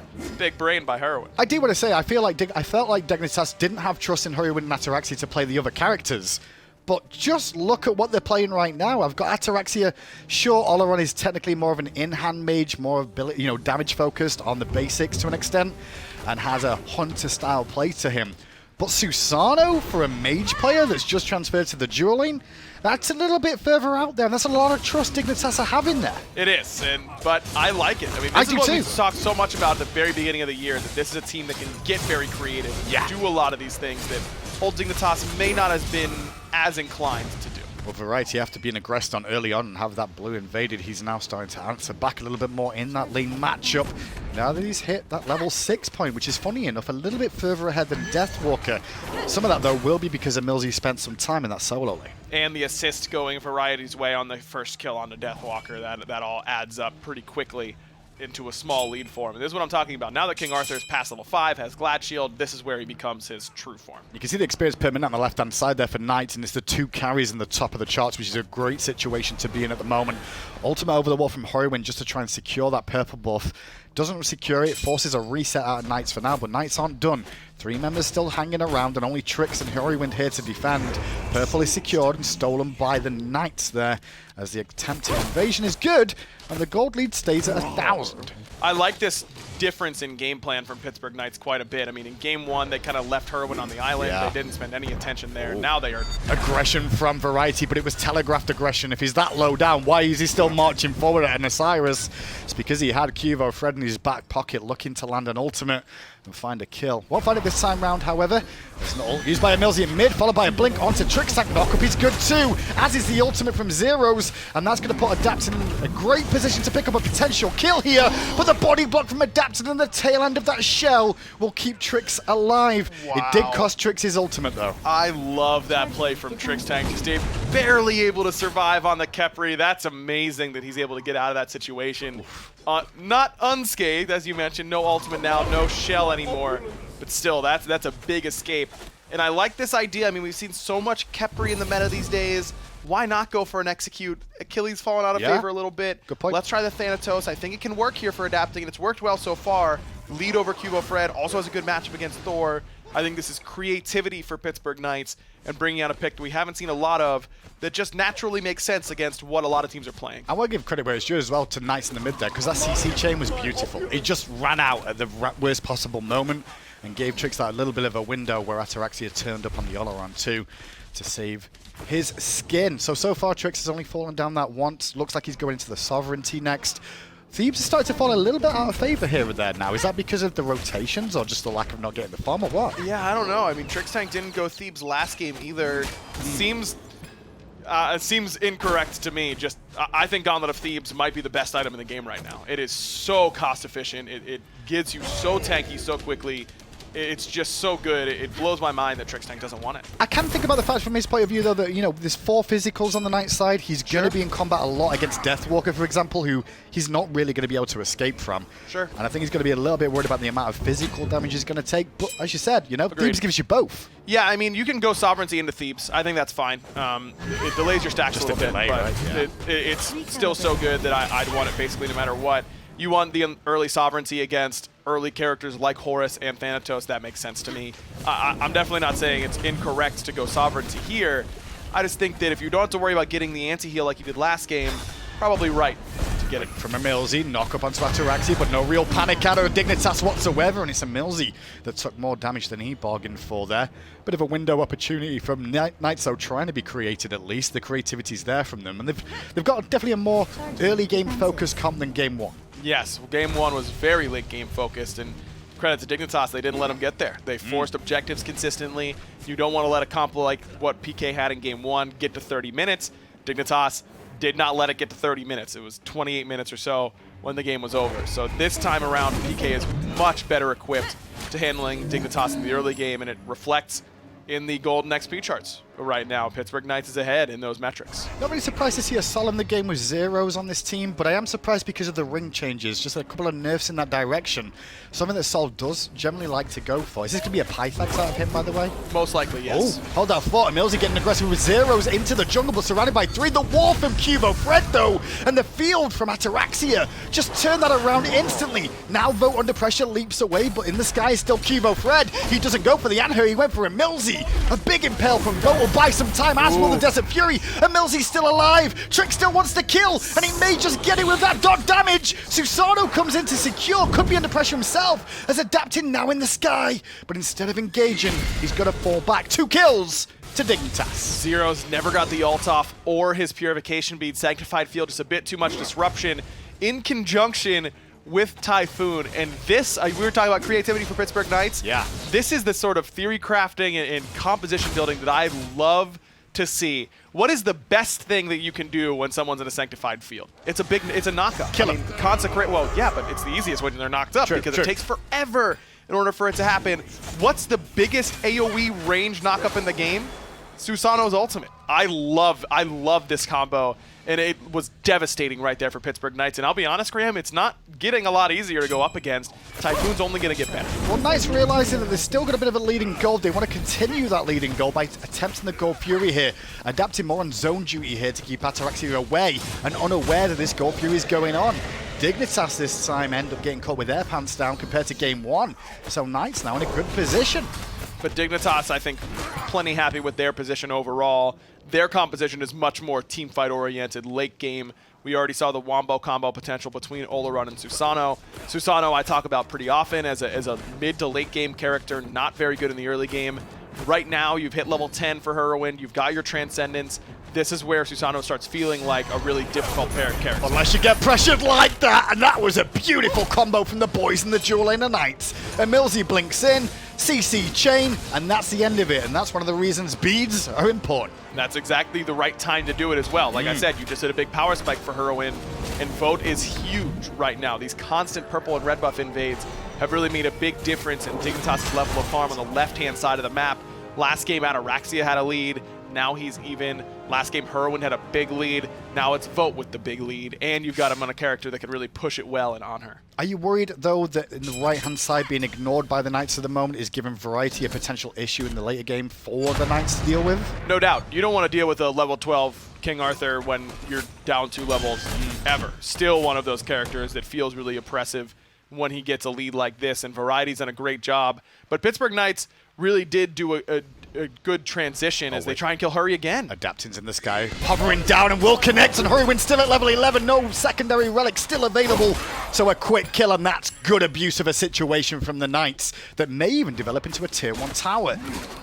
This has been a concerted effort that's built over time here for Pittsburgh Knights. It's not that Heroine just took 2 deaths in a row because he was in the wrong spot. Cubo Fred trying to turn this around, though, on this left-hand side. Vote abducted in, has to beads and leap away. Round the back, though, comes Ataraxia. He could turn this around with the field, and the Aegis will slow everybody down. Ataraxia gets credit for the kill, as Vote just hangs around a little bit too long. But on the right-hand side, there's more action. Variety is able to dodge out that Lord of the Afterlife, so he's A-okay, can still sustain up, and that immediately makes Pittsburgh Knights give up the chase, despite using 2 ultimates to try and kill him. As I was saying, this Pittsburgh Knights have really covered this entire left-hand side with wards, and look at what they've done. They've actually moved Ataraxia over here towards the side of the map and put Heroine back towards the mid lane and roll-swapped back, basically, to give Heroine a little bit more safety. Very, very smart. I love this. Really intelligent play from Dignitas as they get aggressive under the tier 1 tower of Pittsburgh Knights. And it's going to be Zeros falling down as the 4th member of Variety was wrapping around the back too.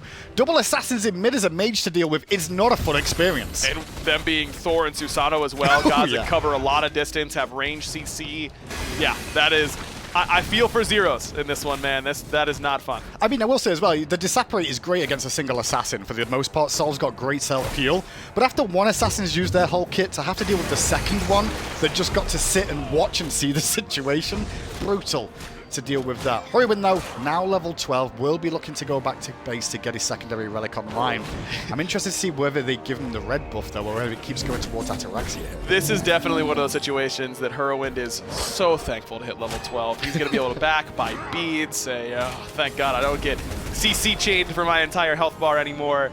And this could give him the safety to go over back to the long lane and try and get some solo kills against Vote. This is still where I think he can get solo kills, even down a couple levels up against an on her. Susano just kills squishies really, really, really well. I'm just a little bit worried about his survivability. The Transcendence build, you know, it's definitely effective and damage orientated, but at the same time, you're quite squishy, and it's an investment. And actually, he's just adjusted that for me now by starting to go into shields already. Could be a shifters. Ataraxia got it in game 1, so maybe Heroine has been converted to the Church of Shifter Shield. Could still be a Void Stone against 4 physicals. That seems like a very likely and strong option for him. I think either one is likely fine. A little bit worried about his pen, so I think that for that reason and that reason alone, I'd prefer the Void Shield just to get some degree of penetration. Couldn't find the abduct there. The route was good, however. Silence slowed everybody down, and Emilzy, no real escapes there, but I don't think Dignitas really knew that, otherwise they could have committed a little bit heavier there towards that Horus. Instead, they'll walk away for the time being. Variety on this right-hand side, still a 2-level lead over Deathwalker here. Has been challenged once or twice by Knights, but not more than that since the beginning of the game. Emilzy's going to be careful in mid, though. I just see he's in a bit of an awkward spot. Cubo Fred, more importantly, looking at the speed buff. Should be able to get it. Indeed, he will. And with Adapting spending so much time on this left-hand side, consistently invading purples and reds, and Variety getting this massive lead on the right, it's opened up the map for Cubo to start invading on the right himself. and all of a sudden he finds himself with a big lead despite adapting, having 2 kills to his name. Well, at the moment, 5 members of Dig are all around this middle area, around the red buff, and it's a Millsy caught out, has to jump away with the heal to survive. Zeros, a bit of damage onto Cubo. Fred pops the ultimate too, and Millsy following in, as is adapting, looking for the extra pressure, but in the sky, Variety's going to take one out as Ataraxia eliminates the Thanatos, and then on top of that, it's a double kill now for Ataraxia as Cubo Fred takes down Boat, and the Fury's opened up. Or is it? Because the backs from Dig tell me this could be a Fire Giant look. Back and fire, because normally with the Soul Laner alive, we don't really want to mess with that. I mean, we're going to take damage from fire. Oh wait, Deathwalker's level 13? Cool, let's just do it. What is he gonna do? He's level 13 Osiris. This AoE jungle fight, Dignitas, every fight they've taken that's gone well has been in the jungle, and that's not a coincidence. Sanctified Field and Typhoon, 2 of the best jungle fighting ultimates in the entire game. Dignitas has really come in, and they look like they've game planned heavily for what they want to do with these compositions, and really worked on what their composition excels at, and they've really been rewarded for it. Well, this is all on Zeros to try and defend here as well. Teleport is available for Deathwalker if you find one to get to, but it's not going to be there in time. Fire Giant for Dignitas at the 17-minute mark then. The pressure is really on once again. The early game was the Knights. They controlled a considerable amount of the map, but now Dignitas have just found their form. They've found their windows. And I think that Dignitas is doing something that a lot of teams, even at this highest level, still struggle with at times, and that's recognizing the point of the game that you're in trying to sculpt your fights around it. When Variety is this big, any fight that he's in is a good fight. Any fight that he's not in is a likely bad fight. Just, if Variety's there, hit the gas pedal, because he's so big. Under pressure, already lost half his health after the root. Disapparate does come through. Members of Knights have to fall back. 3 to the left, 2 on the right. Now as Deathwalker now joins the fray. Dignitas with the Fire Giant, remember, as this Primal Fury started up, and Millsy pops the ultimate. Dignitas see it and reset the Fury, but now on the backside, and Millsy gets it on Tricks. Zeros went with him, and Zeros is going to go back the hard way to the fountain if he's not careful. Cubo Fred landing the first ult, I think, of the game for him so far. Does connect to find the kill, and the chase is on for Deathwalker. Still just level 14, no Lord of the Afterlife for him. No way he gets out of this. Double digits now for Dignitas, and they get their pick of the litter. They can go for Fury if they want it, or they can just start pushing towers. I mean, they could just keep doing that again when they respawn, right? Keep going back to the Fury, Bane and the Knights if they want to keep trying to take these fights. And it's the same thing we saw in Game 1, where they just wait until Pittsburgh Knights feel like they have to pull the trigger to steal the objective. And instead of going with what found them success in Game 1, which is ignore the objective, take our fight, Pittsburgh Knights can't really even do that, Graham, because they don't have the levels right now. They don't have that pressure. All this pressure put on this left side of the map, keeping Heroin down, keeping his farm away, has really now become useless because he's a mid-game Susano that is now level with Vote, and Vote is an on-her that's even or behind. And on-her from even or behind is not particularly inspiring. The reason that Dardes and Renegades find so much success with it is because they take good fights in the 3v3, get Dardes ahead, and then he's able to really affect these team fights nicely. On-her from this position feels a lot like on-her from the last few years, and a god that I don't really want to pick. Well, it looks like Knights are going to have a very uphill battle ahead of them if this continues the way it's looking in the second game so far. I did mention a little bit about Cubo Fred on that Thor. I think it was only the second ultimate I've seen him land so far. We spoke about Game 1.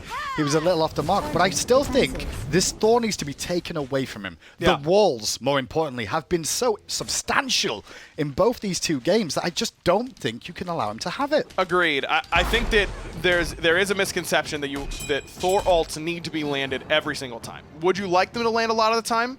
Yes, but Cubo's using these ultimates more often than not as gank tools or, team fight turners. Radar. It's radar. It's repositioning. Yep. It's getting himself in a position where he can position himself aggressively and then get out because of it. It's not necessarily to use it for the damage, and I think that Cubo's using it in different ways.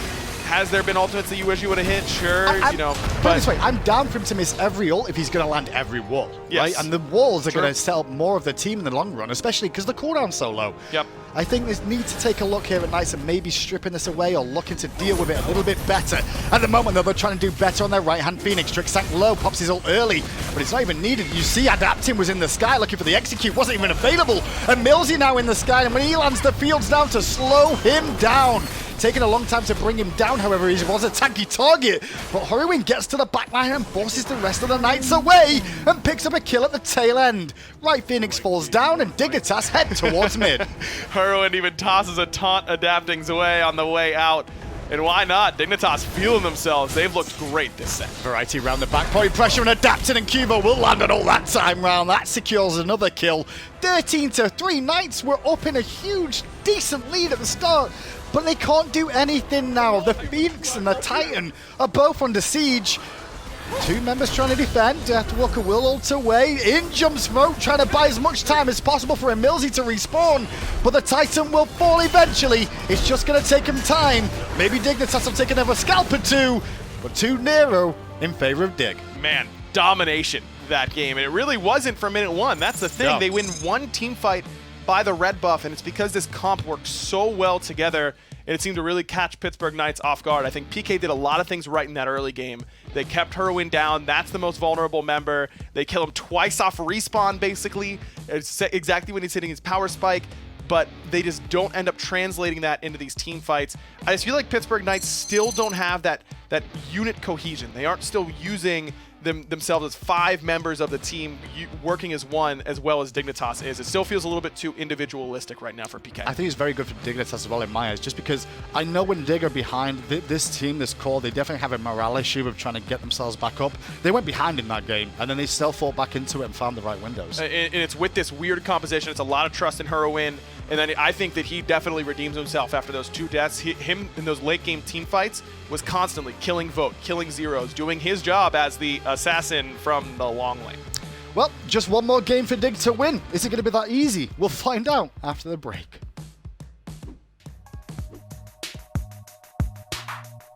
INAP, powering the control room for the Smite Pro League.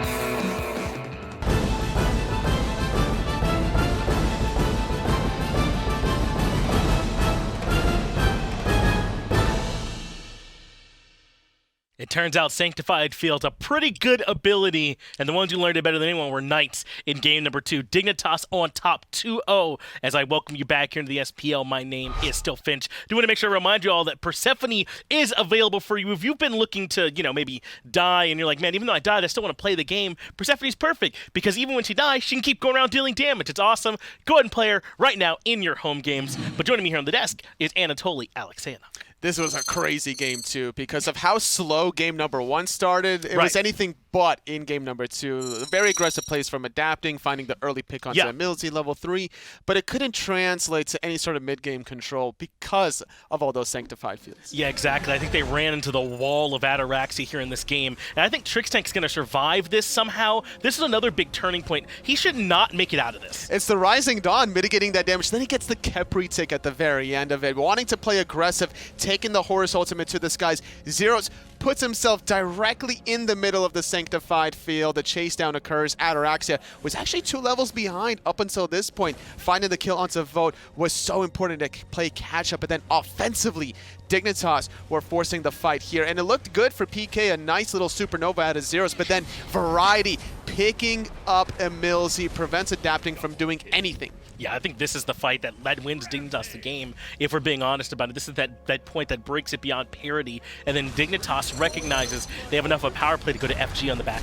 Yes, that was the first Fire Giant attempt, and then the last cherry on the very top of the cake, pushing out that right side Phoenix into the victory. What a performance out of everyone from Dignitas, but specifically Ataraxia. Yeah, and you would think that going into this game, Herwin playing a Susano in the long lane, or maybe adapting on Thanatos, one of those two things would be your headline, but I really do think that there's no way the headline can't be that Ataraxia just played out of his mind here this game. He wasn't the only thing, though. Variety was so far ahead of Deathwalker. Deathwalker was irrelevant in game number 2, and that King Arthur was also going around chunking people. Yeah, it's funny because we're seeing the difference of the attention that PK is spending in game 1 or game 2. Game 1, they focused Ataraxia Scotty. Game 2, they focused out the Susano coming out here, because for good reason too, because Herwin started Blink. He didn't get beat, so at 11:25 he dies to the Emilzy Blink engage. At 12:25, a minute later, he dies to the Hovering Death coming through from adapting. And they clearly have shown that they can take one person out of the game. The problem is that they're having some trouble taking multiple people out of the game. And it's coming at such a tremendous expense. It doesn't do you any good to limit Herwin on the Susano if the trade you make is at Deathwalker's level 13 and Osiris when his opposition's level 17. So if the Knights are going to make these calls to try and hard focus someone, they have to make sure they're not giving too much else up to make it work. There's two things I want to see from PK to make adjustments. They don't have to do both of them, but at least one. Number one is stripping away the Thor, potentially. I think that could needs be good. to go. Yeah.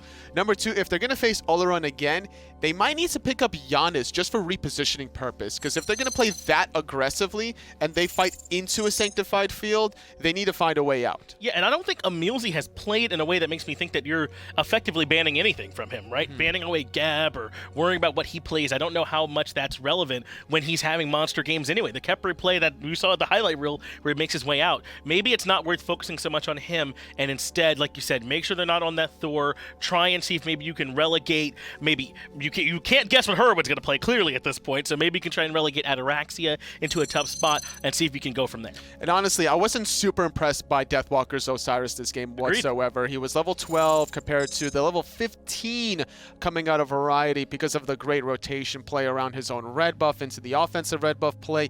It was more impactful for these rotations to occur into Variety's favor.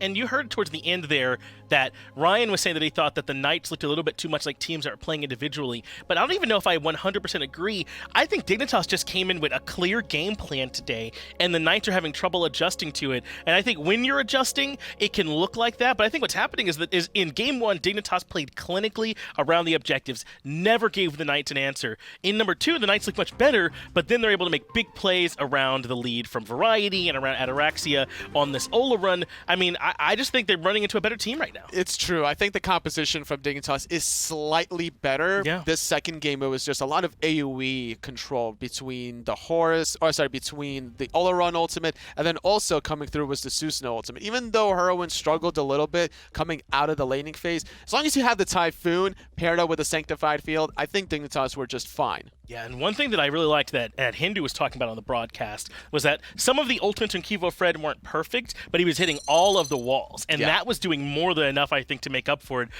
Maybe the ultimate's not even on board anymore. If you're going to isolate people at the wall, find the stuns from range and safety, I think that we really got good play from Kivo Fred, too. So much setup. Even without the Isis in game number 2, there was still plenty of control coming through with the Varieties, King Arthur. It was just looking all around a solid performance. Yeah, there was a fight at Variety started where he chunked Zeros on the Soul to half HP with like one ability by the Gold Fury, and Zero's like, okay, I guess I can't do this. He did the SpongeBob meme. All right, I'm gonna head out. No, I can't be here any longer if Variety's gonna be doing this much damage. So it's just been a really big team effort from all of Team Dignitas as we move into the picks and bans for what could be our final game and what was supposed to be a really good set. The Knights got to make some adjustments. The complete 180 of what we saw in Phase 1, honestly. That second game was 60% faster than the second game of Phase number 1, which went 59 minutes. Kind of crazy to think about. Yeah, and I would have thought all that room for an improvement in the rematch would be on the Knights' side, and that Dignitas are already pretty close to their ceiling, but instead it's Dig who's come in and look like they're the ones that have made all the right adjustments. The beauty, though, of a best of 5 is the Knights still have a chance to strip some picks away, but it looks like, despite what I was saying about how well Trickstank is still playing, they are going to ban this Geb away from him too, even though he played well in the Khepri in game number 2 and looked fine in game 1. Yeah, this is probably where PK first picks Thor. This is Right. what I'm thinking about. It's like, all right, the defensive support's a little bit too much, the global rotation a little bit too much. Let us give adapting that god.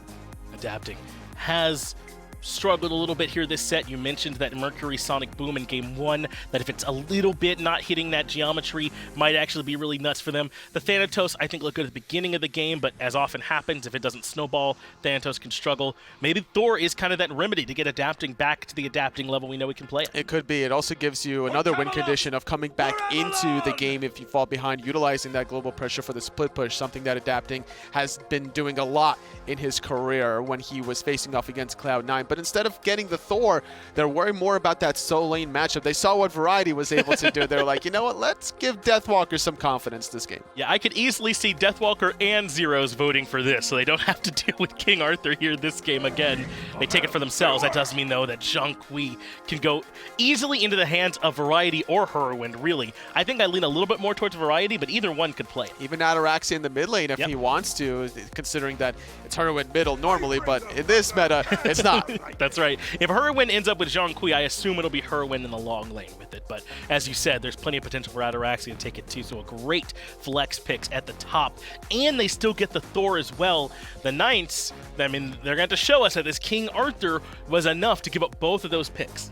I'm going to be surprised, or not surprised rather, if I see an Ares from Dignitas, because the one way to counter King Arthur is Cripple. Like, you got Ares on one side, Artio on another. Those are two great picks. Okay, it's Chronos time. I don't think we've seen him valued yet this set in picks or bans, I don't believe. So it's nice that he's coming out here now for the Knights and their backs are against the wall. I imagine this one will be going then to the long lane for Vote and the Kumbhakarna to come in as well.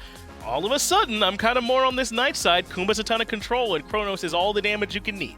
I think that it is going to be in the long lane, but I think it's going to be Zeros playing the Chronos in the long lane instead, and allowing Vote probably to play a physical hunter there instead, just to keep Ataraxia in check. And even though the rings have received a big nerf and the movement speed being stripped away, you don't have to build rings onto the Chronos. You can still go plenty of magical power and then just rely on the rewind for safety.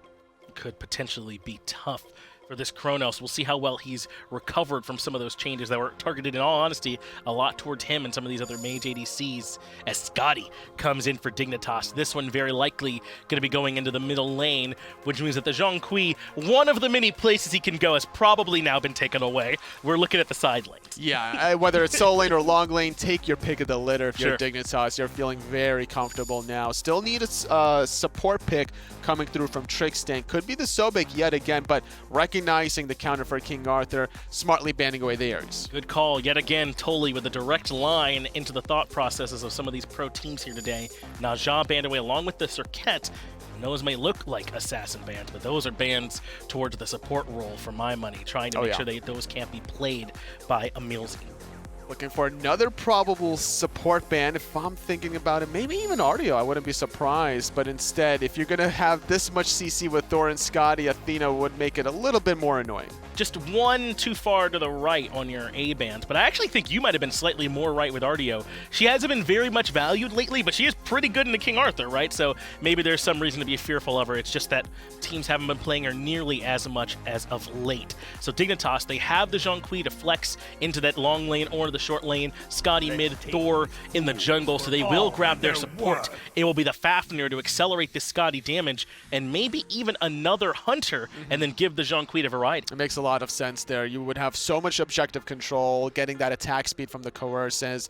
You want to get probably a Soul here. Or an Olorun if they just leave it up. That's I just true. forgot Olorun's on the table. That is still available. Look at that look at Ataraxia's eyes. He's like, they're not going to let me do it again, are they? There's no way, right? It's like, you know I got to do it to him, bitch.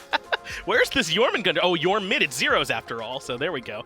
That's exactly what it is. No, you're right. It took me a second to think about it. I'm like, yeah, that's what it is, of course. I thought you were doing a bit there for a second, but yeah, I actually totally agree with you. Jormungandr mid. Now, in terms of finding the kills onto a Scotty, your mid makes a lot of sense. The scaling is really high up there as long as you build into a glass cannon style, which you could get away with for Zeros. Pele comes in for adapting. This gives him a ton of dive potential, paired with the King Arthur, paired with the Jormungandr. It's not going to be easy for the Scotty, and I assume this Olorun on the back line. We'll see if that is where they end up going, but they'll be able to get to the back line quite easily. Yeah, I'm definitely expecting another Hunter here for Hurrowin. I don't think Hurrowin's going to be playing the Scotty. No, never mind. He's going to play the Susano. Well, there you go. It'll be the Susano to give them yet a little bit more control here for this composition. I'm a bit surprised that this is the route that they chose to go, but I mean, Hurrowin certainly drew plenty of attention when he played it last time, so if they'll give him that much focus again, maybe Ataraxia can actually have a moment to breathe on the Scotty. Well, this time he doesn't have to worry about the hovering death global pressure, so he'll be a little bit more confident to go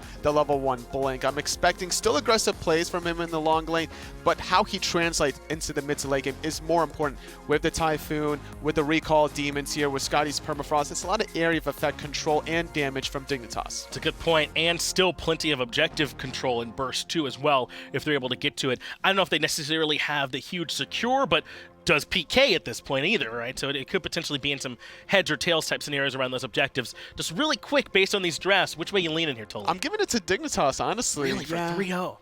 Jean Kui, you know, the Thor from Cuvo Fred has been on fire as of lately. Like that last game, he went, what, 4-0-10? It was just really good performance. Well, it's the Knights with their backs against the wall, down 0-2. Can they bounce back? Let's find out. Well, they need to. They need to, and they need to quick. And this composition they put together, kind of reminiscent a little bit of Game 1. There's going to be a lot of pressure towards Adapting and Vote, I feel, in this game, in terms of their carry potential as this one goes on. And Dignitas, for the most part here, Ryan, they're kind of, well, to an extent, running it back. They've mixed up the solo lane just a little bit with this Jean Kui pickup. And the difference with the Fafnir instead of the Khepri. I do think these are major changes, though, for Dignitas' composition. I mean, look, I said I really liked Hurrowin Susano last game, and I did. But I liked it in conjunction with Olorun. I don't love it against Deathwalkers, King Arthur this time around. It's a lot harder to lock down. Zeros is unmovable on that Jormungandr, so you can't win Siphon him, you can't Typhoon him.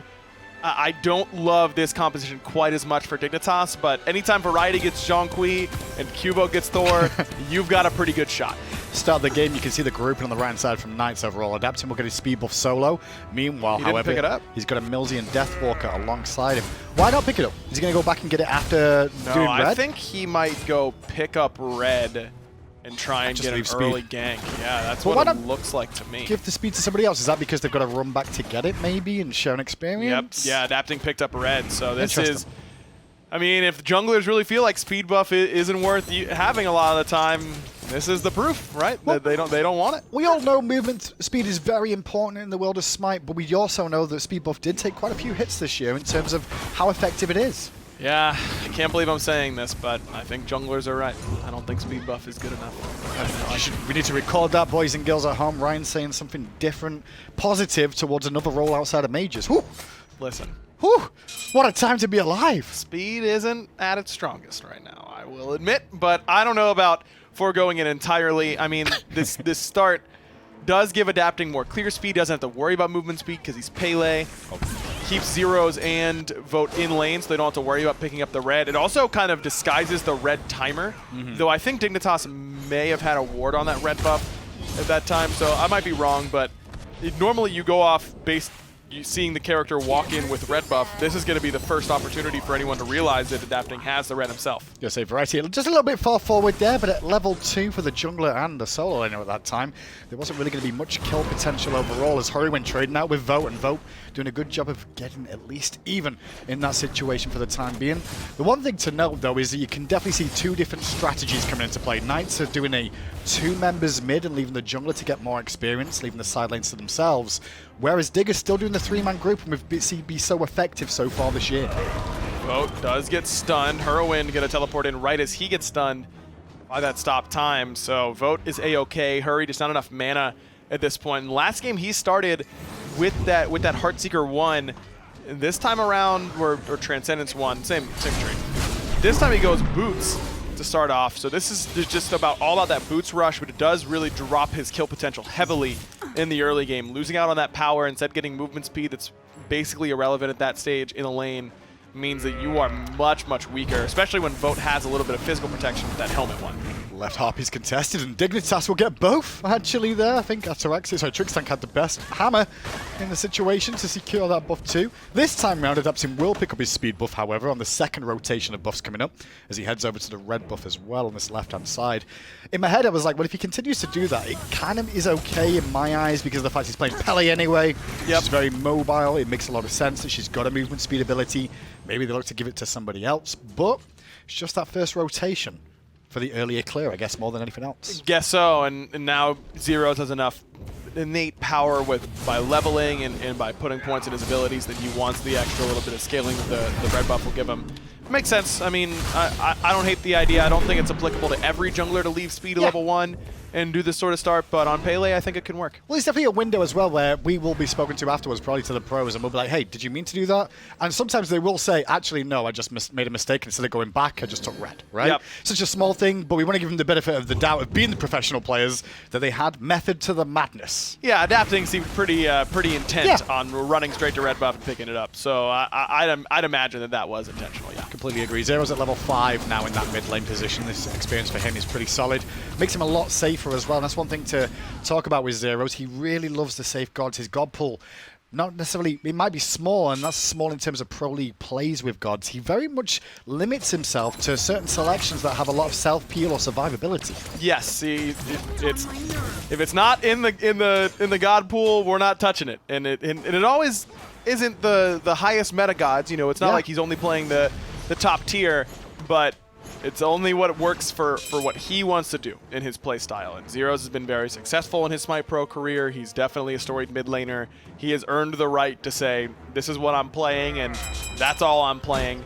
But it does, I think, hurt PK at times. Vo's in the sky right now, looking for a gank on the blue buff. Emilzy was here, and Deathwalker walking on in. It gets hit by the wall too. The damage is good, but Emilzy over the wall to get a bit of peel off. I think Deathwalker was already fine at that moment in time, but still Emilzy following in. The blue buff's still fine. But now, Ataraxia, though, wrapping around the back on the Skadi. 2 members in position, Emilzy in trouble, the throwback connected. And actually, they're going to just walk away from that. I thought Emilzy could have been pinched there, but instead, Dignitas will just leave it alone. If Emilzy hadn't hit level 5 from that blue buff dropping, I think that was the game plan for Dignitas. He used that Skadi ultimate to lock him in place with the root, but with Epic Uppercut available, means that he's got CC immunity and some extra movement in the kit. Pretty hard to lock down the Kumbhakarna at any given time, especially when Emilzy's gone for these reinforced Greaves. Just a lot of tankiness real quick. Yeah, it's funny how the boots dictate the meta a lot of the times in terms of support position. Talaria for the mobility, getting around the map, or getting the reinforced or shoes of focus for cooldown. Very, very important as time goes on. Going back to the Zeros conversation in mid, though, he's definitely from the school of, you don't do damage if you're dead. Yep. And he's definitely the style that he's had for a long time, but he's shown through with his selections as time has gone on. Adapting was about to get aggressive on Trix there for a second, but ate a hammer to the face, and that'll deny that option as Hurrywind and Vote continue to farm up. Vote with a slight lead, though, so far in this duo lane. Might be enough to hit Hurrywind over to the next level. Yeah, only 245 XP needed. Pretty close, if not enough, with this full minion wave that Vote had over him, so seems to be pretty even right now. Certainly better than how last game was going. We're going to get aggressive there, but gets hit by the stop time for a second and slow down his trajectory at the moment. Good trade out, actually, as he jukes to the left-hand side. Just hurry away from Vote that nearly followed up and would have taken an even bigger chunk of damage. But now Vote forced to rewind. This is a good duel between the two, in fairness. Problem is the mana bar on Vote is just a little bit lower, and Trixtank smells blood, as does Hurrywind. And Vote with the rewind is now in so much trouble, enough for one ability at best. And Trix, better safe than sorry there with that hammer, will secure the first blood. Yeah, but Vote, if he just straight lines out, Trixtank at least has to commit a jump. If he'd already jumped out of the jungle, then you're out at that point. Vote ends up curving his pathing back towards Trixtank, and it ends up getting him killed. It's definitely a situation as well where players at home can definitely learn from that. Just because you've got your ability up doesn't mean you have to use it. Just with the fact that Fafnir was there, he didn't throw out the hammer for a long period of time. He waited for the right window and basically allowed Vote to hang himself. Did so successfully. First blood goes Dignitas' way, really centered around Hurrywind's play, poking him out. Zeros and a bit of pressure there as Trix caught him in the stealthy moments. Emilzy now rotating in and adapting too. But 4 members of Dignitas will invade the red buff. Ultimate out from Zeros though to push Dignitas back on their side and look for a turnaround kill. Ataraxia getting very low and being isolated at the moment. Good pick from Knights to find a turnaround. And now Cuvo has to jump to his hammer away. Adapting still chasing, looking for a potential pick on Hurrywind.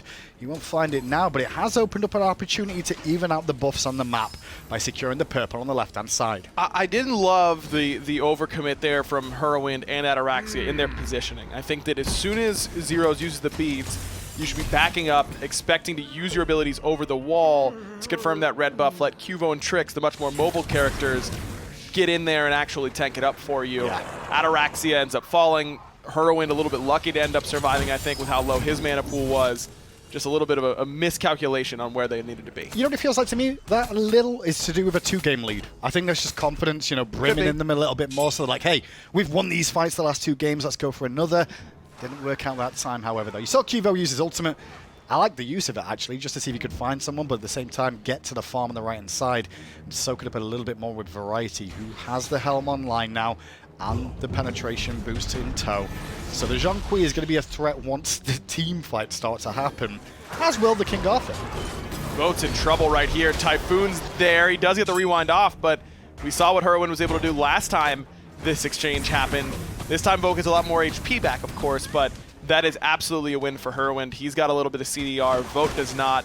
Typhoon will be up slightly earlier at this rate, but still, you've got great all-in potential with this Susano, and Rewind stops a lot of that.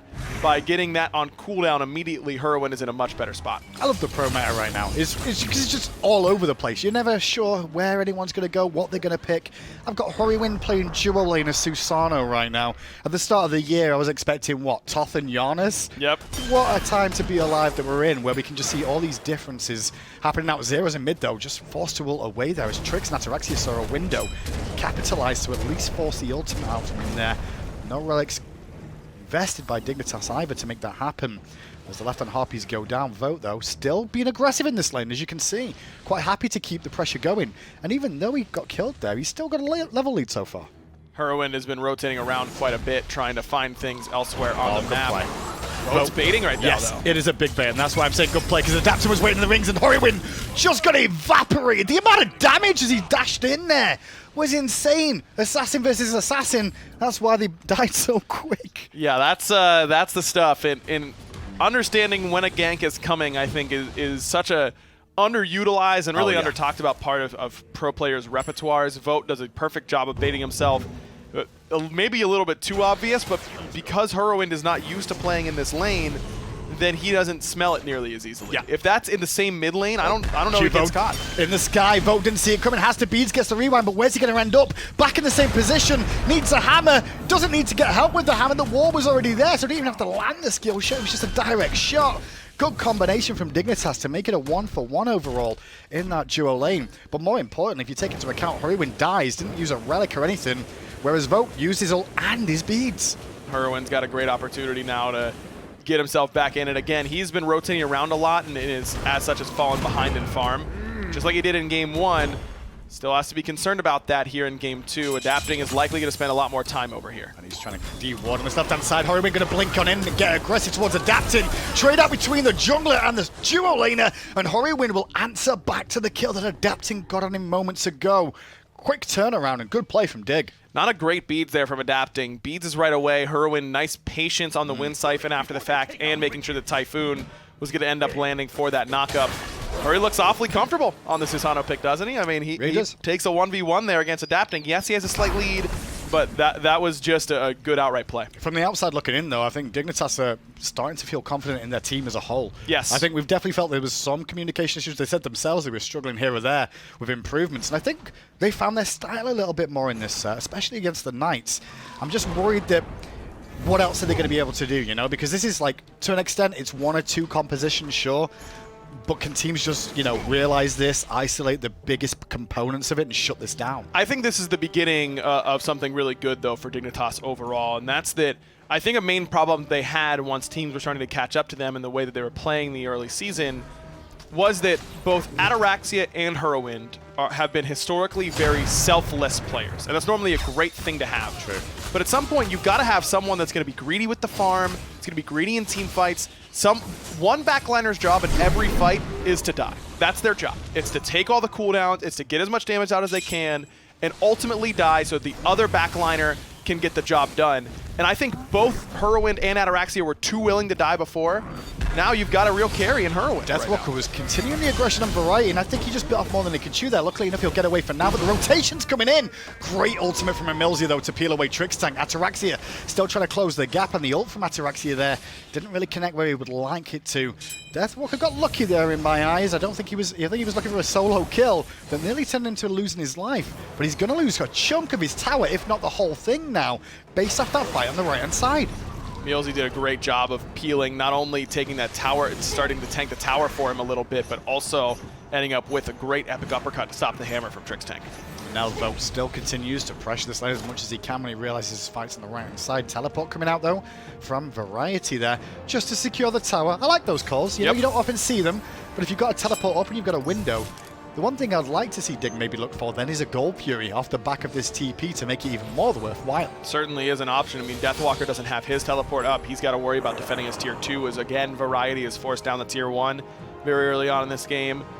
Wonder if, I mean, when Deathwalker watches his back, I wonder if it's a matter of, am I backing at the wrong times? Am I giving up too many waves to the tower? Because this is 2 games in a row now where he's lost towers early. And it does, I think, really hurt Pittsburgh Knights. It frees up Variety for so much more rotation. I mean, specifically this game, he lost the tower because of the over-aggression, more than anything else. I mean, the rotation came in from Ataraxia, and a Hunter get into any tower with a full minion wave and no one there to defend. It's going to go down very quick, even at the 15-minute mark. Yes, absolutely. And it can just be chalked up to 2 games where we got a little bit unlucky with rotations. It happens. Gold Fury started by Knights, actually. They realize there's an opportunity here. Horwin's around, and Horwin gets hit by Deathwalker and forced out of the fray. Beads were consumed, I believe, by Horwin too. And the Gold Fury Knights managed to take it for themselves. A big, important one in my eyes with how this game was starting to flow all of a sudden. Yeah, stems the bleeding a bit for PK for sure. Horwin also now more vulnerable, lost purification beads. He's going to be forced back to base.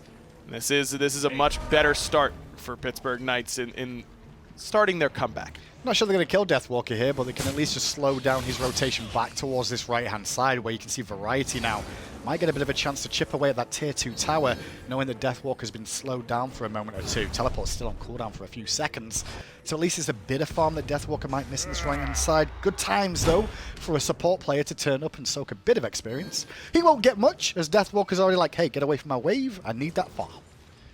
Emilzy needs it too, though. I mean, he's down 2 levels. The world of a support, my friend. Yep. And this is, now Adapting's here to soak a little bit as well. And that's exactly what you need at times like this. As a Millsy, yeah, please come share more with me. Tricks in mid, went for a hammer there onto Zeros, and Zeros just juked it. He knew about it for sure, guaranteed, 100%. Good plays from him. Beautiful. That's the eyes in the back of the head that Zeros had right there. It's that vision, he's so high up, he's got peripheral vision's a little bit better. It's not untrue. It's not just Emilzy, by the way, who's down in XP. Look at the big gap between Cuvo, Fred, and Adapting. Adapting has not been able to farm at the same effectiveness as Cuvo, Fred. And when talking about these Thor changes in the midseason, so much of it is about, this new ult and how much damage it does, and the spin and how easy it is to confirm all that damage now. The biggest change, I think, for Thor is that Berserker's Barrage is on a really low cooldown, and it clears well. And that is the big thing. It speeds up his clear by a lot. Well, you talk about him, so we see him in action, and that's going to force a blink for an ult. Pretty good exchange overall, I'd say, from Dignitas' point of view. Specifically when Deathwalker, when you look at the composition Knights have drafted, they're going to be relying on Deathwalker for the engages sometimes, because it's only him or Emilzy that can really start these fights off correctly for the Knights as the game goes on. Difference in build this game from Herwind. Last game he started building towards that Shifters and Void Shield. This game he goes for Runic Shield, so still a hybrid item, but this one much better at dealing with the Vote's Chronos. It's also just a good stat stick. I mean, 200 HP, 50 prot, 35 power, a really good passive for not all that much gold. And especially with the build that these mages are going for these days, it's low power because they're leveraging their level lead in the mid game to get a lot of their damage. Taking away 50 of that is actually super relevant. Right. Deathwalker trade and Adapting floating in the wings here, but Adapting now sees reinforcements coming from Dig, and he'll give the idea towards Deathwalker what's going on. Emilzy, they're wrapping in, looks for the Groggy Strike, doesn't find it, however, as the leap away from Trix is good. Horwin, though, trying to get a bit of free farm onto this tier 1 tower. Meanwhile, it's Knights that have rotated Vote over towards the Pyromancer. 2 global objectives in a row then into the coffers of Knights, and the fight after the fact could be underway. Variety's the focus, though, and Jean-Qui has got to go out fast if they want want to win this fight. Holding down from Zeros, didn't really find a home there. Juke out from Brett in the second one. And millsy doesn't need to kill Trix Tank. And now Variety falls too. This is good for the Knights. Grouped as 5, looking potentially for a Fire Giant. Cubo and Hurrywin couldn't get to the fight in time. Instead, they will at least chip away at the tier 1 tower and take that down in mid. But now it's on Hurry and Cubo to try and stop a Fire Giant. Ataraxi's here too, but Ataraxi is not going to live long. His Aegis has already been used. Adapting, gonna find him easily. Typhoon doesn't hit a whole lot, catches Emilzy on the back end, but Hurrywin in a bad spot. But at the same time, they're buying time, Ryan, and even though Hurrywin will fall down there, at least they're buying a little bit more of a window to delay Knights getting the Fire Giant. Cubo, though, it's his turn next. Respawn on Trix, and millsy getting low. There's a lot of damage this Fire Giant does, remember, so keeping them busy is important if they can. Cubo gonna survive as long as he can, won't get a kill, however. Trix back in action. Fire Giants and Knights, and the be-all and end of all of it, though. Dignitas didn't do as much as they would have liked to, given the situation. And if you're Knights fan at the moment, Ryan, you're in a pretty good spot with how this composition is too. Much better from the Pittsburgh Knights, but bad, I think, from Dignitas. Yeah. They can't decide, they can't make up their mind. Are we defending this Pyromancer, are we not? We end up just walking in and letting Emilzy find a good Blink engagement on the Variety. He doesn't have any defensive relics, he's gone for Blink and Teleport, so he just has to waddle his way out, and the rest of Dignitas is just not there. I mean, Cubo seems to be on a different page, he's pushing the entire time, Hurrywin joins him. Just an awkward engagement where Dignitas kind of conveyor belts themselves in and serves themselves up on back-to-back-to-back silver platters. I'm fine with Cubo and Hurry taking the tier 1 and then rotating in the jungle, but engage the Fire Giant together, right? Because I think they split up. If they both went in together, the Fire Giant, I think they could have either got kills or at least forced them to reset, cause more of an issue. Instead, one at a time, they just fell over like dominoes, and that just, you know, gives Knights a nice power play at this moment in time. Cubo went to speed instead of going to defend Fire Giant, so either Hurrywin needs to be waiting or the Cubo needs to get off the speed buff. Chances are it's probably the Cubo needs to get off the speed buff. Well, Oni Fury will go down, and now Knights in a very powerful position in Game 3. They need to be as well, as they're up against it. We've been 2 games down so far against Dignitas, but Dignitas haven't really given up the goose here so far. They've managed to find a window down this right-hand side, and it could be a bit of a base race situation that Knights don't like the look of all of a sudden.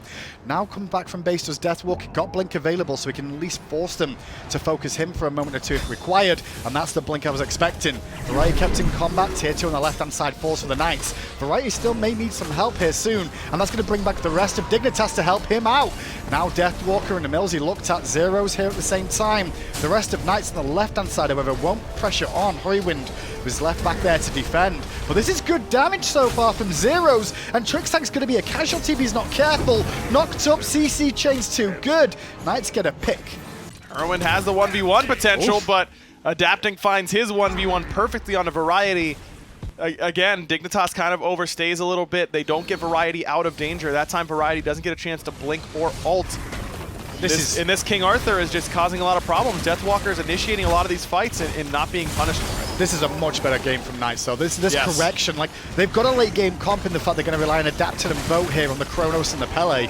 But what they did is they grouped just a little bit earlier. They didn't let dictate. They chose it themselves to go for that Gold Fury. And from the Gold Fury onwards, this is the assault that is now on the base of Dignitas. Cubo's dead for 50 seconds. Trix is still dead for a few more. The Phoenix is going to fall in mid lane. And Knights have now turned up and put the pressure on Dig. It's really this King Arthur that's been all of it, I think, for Pittsburgh Knights. It was a big part of Dignitas' comeback win in Game 2, where their left side of the map is really far down. They lean on Variety's King Arthur, and Deathwalker's done a lot of the same here in this game. He wasn't as far up as Variety was in Game 2, but he's been even more of an impact potentially in these fights. Phoenix Siege on the left-hand side has begun as Emilzy tries to tank it up, but Variety is here this time. And maybe Dignitas, if they fight a straight 5-on fight, which we've not seen so far this game, take that into account. We've not seen a straight-up fight. I'm interested to see if they've got a chance of doing so, especially with a middle Phoenix already being down.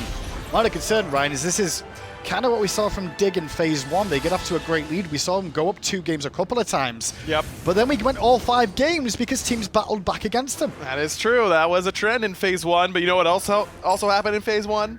Dignitas would win Game 5 just about every time. So why don't we just pack it up now and move on to set 2? I mean, we can't do that. I'm joking because I actually want to cast these games. Yeah, we've got some good Smite They're good Smite games too. We can't miss out on those. I still think Dignitas is capable of winning team fights from this position. You're right, though. They have to fight as 5. Yeah. They haven't yet. this game. Hurricane just hit a big power spike in that Void Shield. Ataraxia is done with a little bit more penetration in the form of Executioner. Variety needs to be able to finish this Ethereal Staff for the next team fight. That's why he's splitting left, so that he can get as much solo farm as he can. As soon as that Ethereal Staff is done, Dignitas isn't in that bad of a spot, I don't think. Sometimes it's definitely a situation where we talk about a gold lead and whether that's impactful or not. Well, luckily enough on the screen now, you can see the itemization difference. There's 6 items pretty much on everyone on Knights right now. Most of the Dignitas still at 5.2 in the best situation there. Fire Giant is respawning soon, however, 30 seconds away from that, and this will be a big fight for both teams.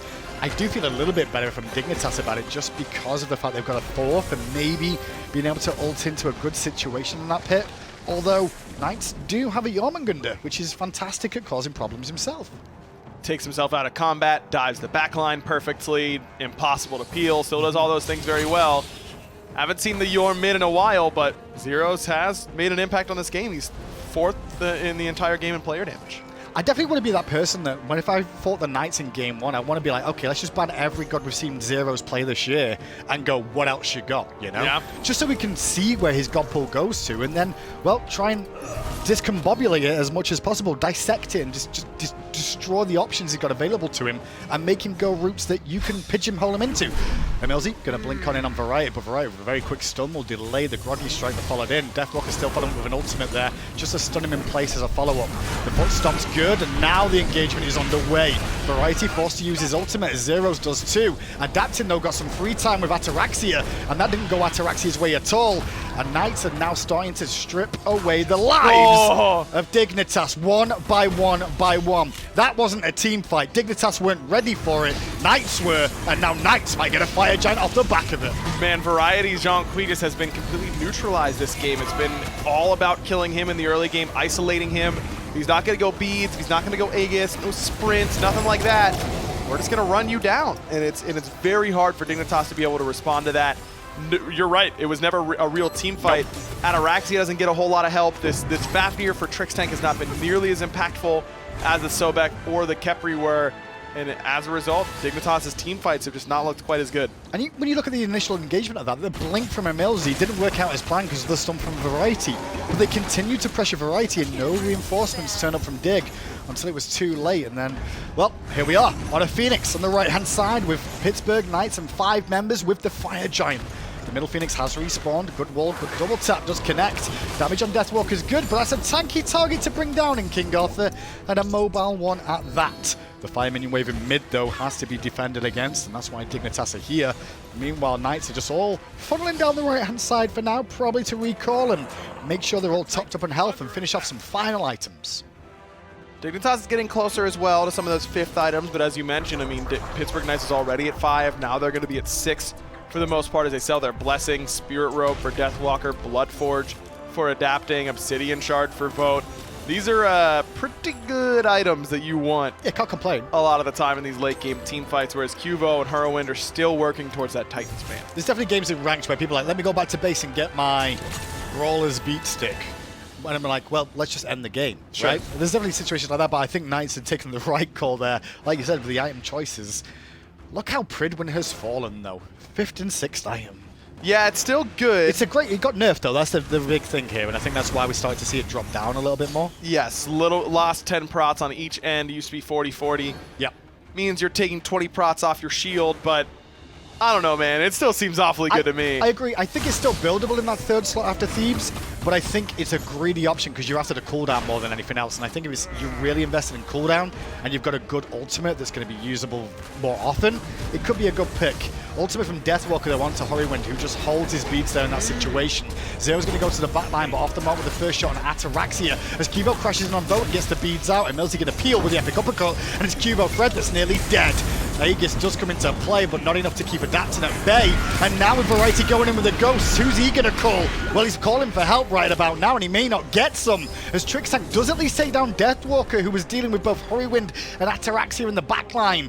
But Knights did what they came for. They got a full health left-hand Phoenix, and now it's just this weakened one in the mid lane in a 4-on-3. Plus, they've got a Chronos. Great rewind from Vote, gives him the CC immunity he needs, but Hurricane's waiting for him. But I don't think Horrywind really expected a rewinding Chronos to be there. there.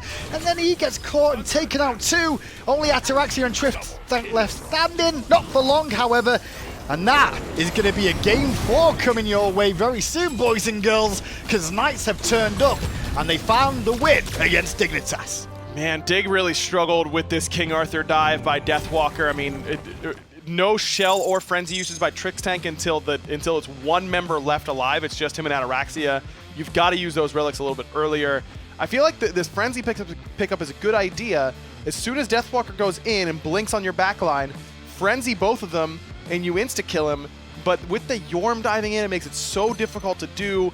As I highlighted, I think that Ataraxia being the target in these team fights is usually a good thing for Dignitas, but in that game, we just didn't see enough out of Whirlwind and Ataraxia together bringing down this King Arthur. I think that King Arthur is going to be a big pick and ban going forward in this set. It's a good point, because I think in the last game I was talking about Thor being banned away and Knights went, no, we're going to go with the King Arthur. Yep. Worked out very well for them. We get a Game 4 then. Dignitas is still one game away, but Knights are battling back. Find out after the break if they can continue to do just that. Respawn, the official gaming chair of the Smite Pro League.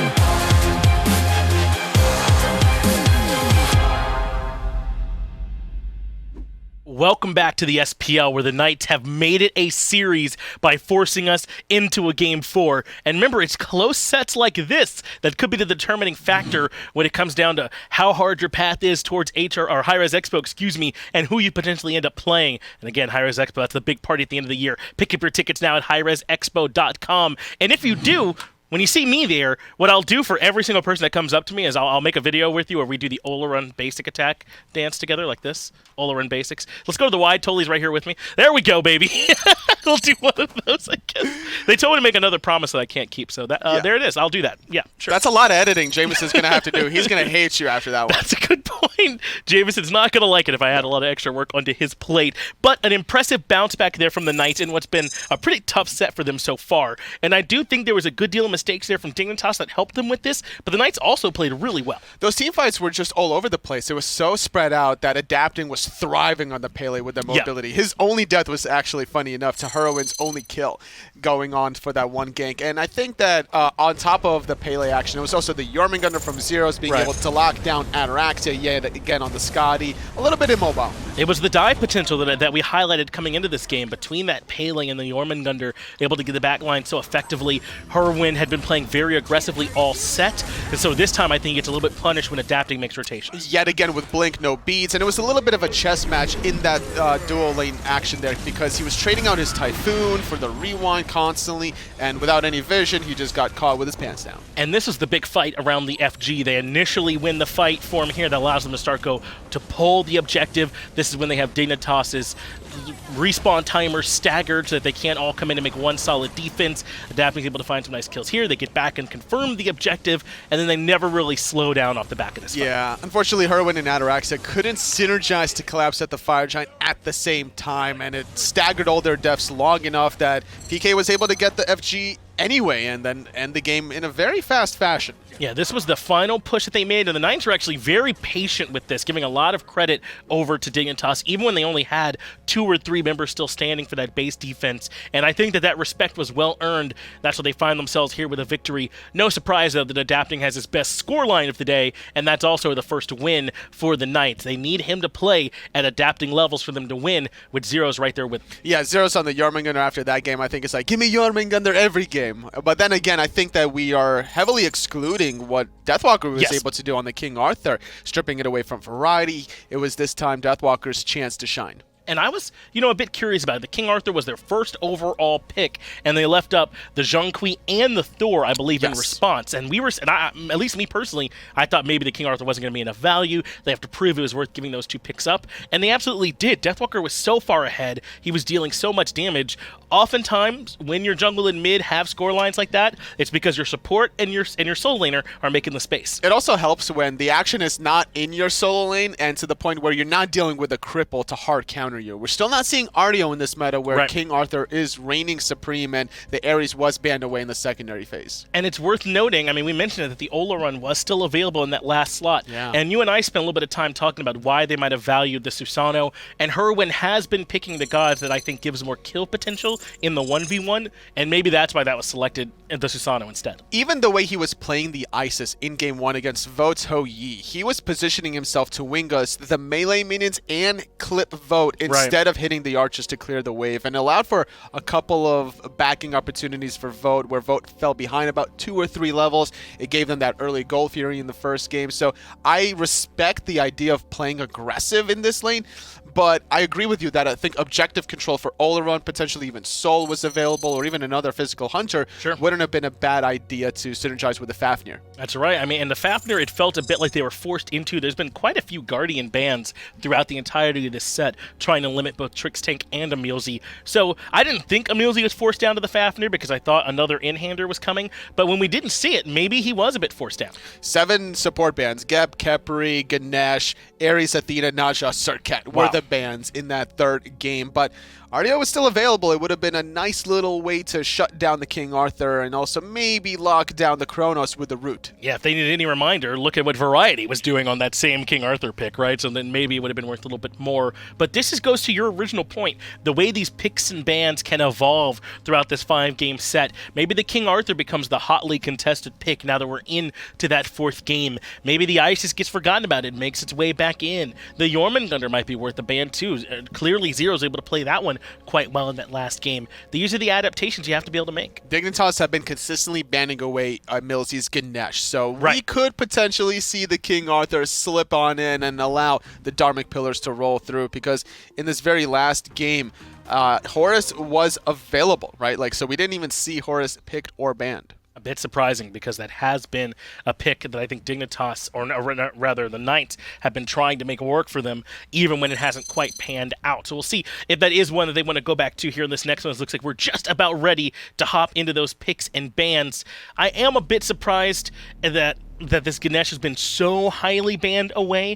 Emilzy does play pretty well. It's a pick that he likes. We've heard some talk about how it lets you kind of cheat and do some frontline peel and backline peel at the same time with the Dharmic Pillars, but I don't know. I don't know if that's a big answer for the Knights, is that pick. It's not definitely the only answer. I think that on top of that is the Turn of Fate, the ability to clear the wave and amplify any of your supporting cast's damage around you is a good way to get solo lane control if that's where you start, or maybe to steal away a buff if that's where you're going to lean on a little bit. And and the team fights are just so impactful by having that Turn of Fate impact all 5 players. That's right. The silence pretty strong too. That's another good way to deal with King Arthur. Even if you can't quite lock him down, if you can keep that channeled Ohm silence on him, maybe that would slow him down too. So perhaps, totally, you sold me a little bit on all this Ganesh value that we've been seeing as we are indeed into those picks and bans for game number 4. And so far, things have looked like we've expected. The Knights are in the first pick spot here, despite it being Dignitas that lost, so they've chosen to pick second here. The Set banned away, the Muzen Cobb, the Isis, the Geb, this is all fairly standard. Yeah, PK have been first pick every single game, so they're not going to stray away from it this time, as Dignitas are very comfortable with the Chaos side. And I'm curious to see what are they going to leave on the table, because PK didn't prioritize the Thor or the Zhong Kui. They wanted the King Arthur. Dignitas knows this, so do they ban the Ganesh or the King Arthur? That's right. They're in a bit of a tough situation now as they have to make their decision. It will be the Ganesh, essentially just saying, do it again, Deathwalker. And he was one of the ones we highlighted coming into this set, that solo matchup in particular. And it has actually made a huge difference. Those solo laners have, in multiple games, been able to come away with huge leads and then run the game on the back of it. So Dignitas just going to pick the Achilles instantly in response to the King Arthur. I'm surprised that they pick it this early. Me too. Because I doubt PK was going to run Achilles and King Arthur anyway. You could have saved it at least before secondary ban phase if you're worried about it being stripped away. You could have leaned on the Zhong Kui potentially. I was honestly expecting an Ares pick to go with this. So it still could be Achilles support. We don't know exactly how Dignitas are going to run it. I'm a bit surprised too, because like you said, you can get Achilles basically any time in the draft, you'd think. So instead, you could prioritize the Zhong Kui in that spot potentially, but instead, they'll let that go. The Knights are going to grab the Chronos, which does make me think it's less likely that they'll end up picking up a Zhong Kui. Now, you don't want both your carries to be magical damage, I suppose. You don't have to always do that, but I think that what worked in game 3 is going to work again in game number 4. Zeros was able to dive Ataraxia Scotty multiple times with that World Serpent. He felt very safe, honestly. Every time he was engaged on, he would use that ultimate defensively as well. Not very easy for Dignitas to lock down the mid laner. Oh, there's Olorin. Certainly one that can be picked, and Dignitas will do so. We can talk about the Olorin pick in a second. I think if I'm Dignitas, now I'm switching towards trying to figure out what adapting would want in the jungle with this composition. It's going to be so important, I think, that whatever he picks, he's a steady source of damage, or else it might be a little bit too easy to itemize against what is going to be zeros and what's going to be built by this Chronos as well. You want to try and make sure you mitigate that by also having a strong source of physical. Yeah, last time it was the Naja and the Serket, but this time around with PK draft and the Jormungandr now, they're going to take away some support options, really recognizing how effective Emilzy was at zoning around that Fire Giant with the Yawn and the Roots. So they'll take that one away. Kumbhakarna is a ton of control they don't want to have to deal with, and maybe they think the Assassin pool a little bit too broad to take a stab. No, they will ban away the Pele, which was just played quite well by adapting last game, but only one of many who can dive in the backline pretty well. I wonder if even maybe like a Dodge or something wouldn't hurt. Though there is a good deal of CC immunity for Dig. Also can run the Hunbats if you're trying to get some more crowd control available to you. I wouldn't be surprised maybe even to see like a Kali or a Bakasura one day out of adapting. He likes his hyper carries from time to time. I wonder, but I feel like with this comp, you'd want something that's a little bit more relevant right away. An Erlong Shinban from the Knights against Team Dignitas, but maybe even like a Ratatoskr potentially that gives you some Yorm and some Ratatoskr dive potential at all stages, but also some pretty good relevance right away. That makes sense too, yeah. Trying to get more knockups because Pele with Jormungandr was a nice double knockup there. World Serpent and through the Cosmos wouldn't be a bad idea. We saw game number 1, I believe it was, with the Sobek coming through from Trix tank. This could be another repeat. This could certainly be strong. The Susano being hovered here by the Knights instead. This is something that Herwind has played multiple games in a row, but maybe the Knights want to give it a spin on their own. But I do want to talk a bit about this Sobek, that he can be such a disrupting tool. If the Knights are kind of all in on this dive, Yorm won't be affected, but whoever else is right there with him could certainly struggle with a Sobek slowing and knocking up. And even with the tail whip onto Jormungandr not being able to knock him away, Will applies the Daze effect to get amplified of 10% damage, but then you could apply the pluck stun, right? Like the pluck, even though you're not going to get displaced, you're still standing there for like enough time that Dignitas can all follow suit. Well, I'll tell you what, Xing Chen was not on my list of picks that could potentially come out here, but this adds yet even more disruption and displacement to the composition for the Knights here now. Not only that, but they're a relatively beefy squad with a Robin now in here with all the safety that he has, the King Arthur, the Yorm, the Xing Chen, and then the Chronos Rewind adds a good deal of safety there. I'm not sure who you kill on this Knights team.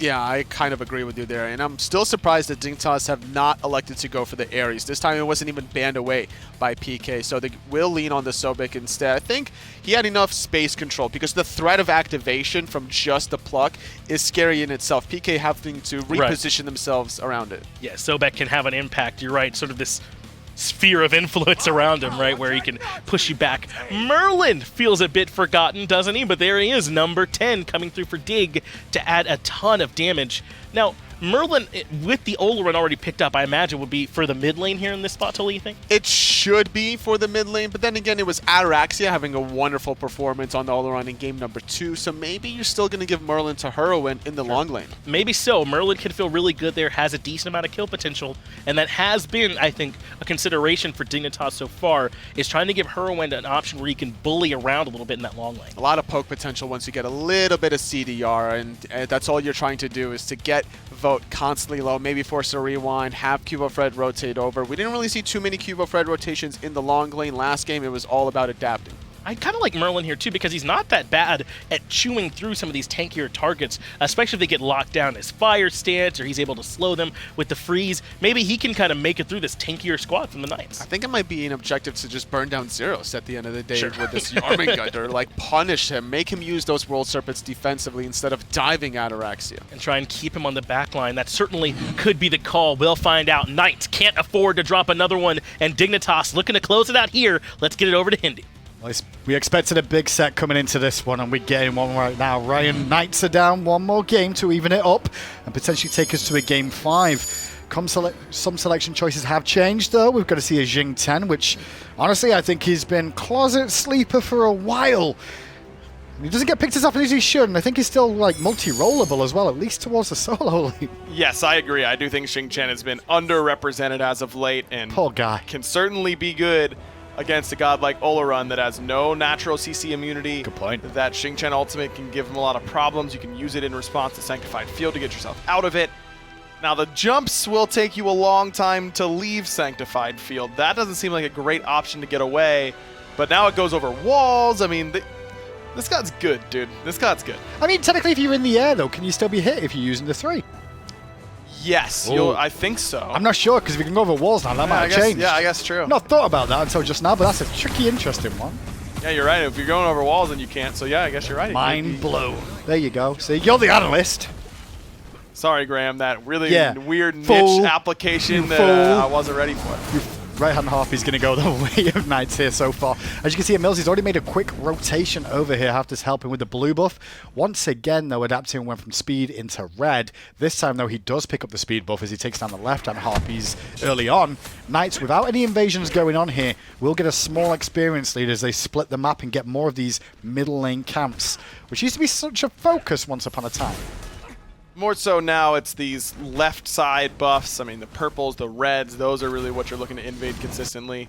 Back harpies are usually a big deal as well. You kind of get everything in the jungle as quickly as you can. Mid harpies are definitely important, but not necessarily the most important thing. I think we definitely get to that point, though, where I can say Heroin and Ataraxia are permanently switching.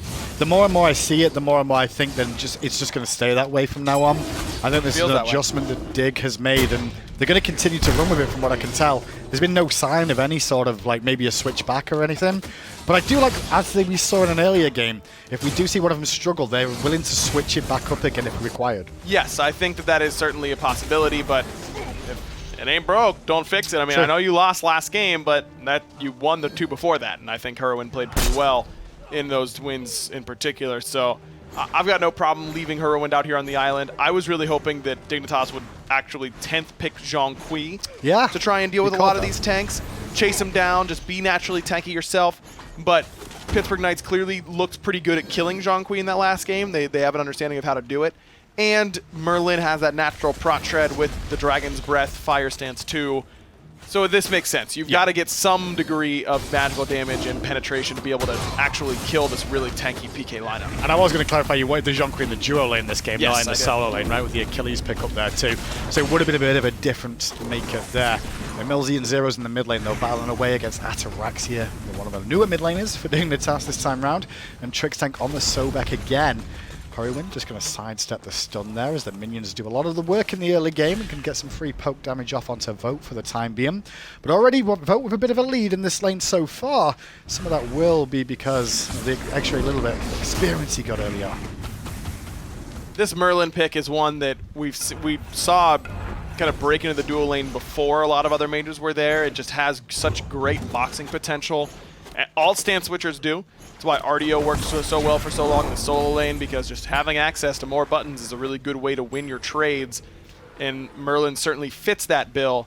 Vote is on a character, though, that Merlin's poke damage really affects extra. I mean, that's where Merlin is really good. Frostbolt you, you know, get you low, and then I'll flicker in and all in on top of you. It's not a lot of burst damage for Merlin, so maybe Vote can get the rewind off, but even if he does, it might not be a super effective rewind because he likely won't be going back to full HP. Yeah, speaking of burst damage from Dignitas's point of view, I think you really are going to be relying on the Achilles execution, the Thor, more than anything else for this, right? I mean, Oleron and Merlin a little bit more of a consistent damage output rather than a nuke potential, so to speak. That is true, but I mean, don't forget, Oleron's Focus Light, that's his one. Yeah. It can crit. It can. You can do real burst damage there. You can crit off your auto attacks. Hurrowwind, if you're expecting that Thor dunk and Vote doesn't have beads, has plenty of burst available if he's ready for it and has the buttons ready. So I agree that as a whole, these magical damage dealers are more whittled down, poke focused. Yeah. But I think Dignitas has enough setup that there is good all-in potential onto these tanks. It's a good point. If Trixtank can do that, maybe with some of these plugs and just serve them up on a platter, could cause some problems for Knights. Although the Knights themselves have a lot of survivability and escapability, the more important thing here if they do get plucked. If you look at the lineup, in my opinion, Zeros, he can't get plucked anyway. Adapting, overhead kick and ultimate. Deathwalker spin to win, or ult someone as soon as he lands. And then you've got a Millsy that also has a lot of mobility as well. Really just looking at Vote more than anybody else, that might be a bit of a linchpin issue for Knights that they need to protect a little bit as the game goes on. This is definitely the same thing that gave Knights a lot of success in Game 3. This beefy, frontline-centric composition that's hard to kill and keeps you locked down for a long time. But I think getting rid of the Kumakarna was very smart. Getting rid of a heavy CC jungler like Pele, that knock-up that's AoE is really difficult to deal with. A single target root from Robin is much worse than a big AoE knock-up and all that mobility that Pele provides. Now, the Robin's bad here. I just think that PK's last composition was very successful because of what Emilzy had and what Adapting had.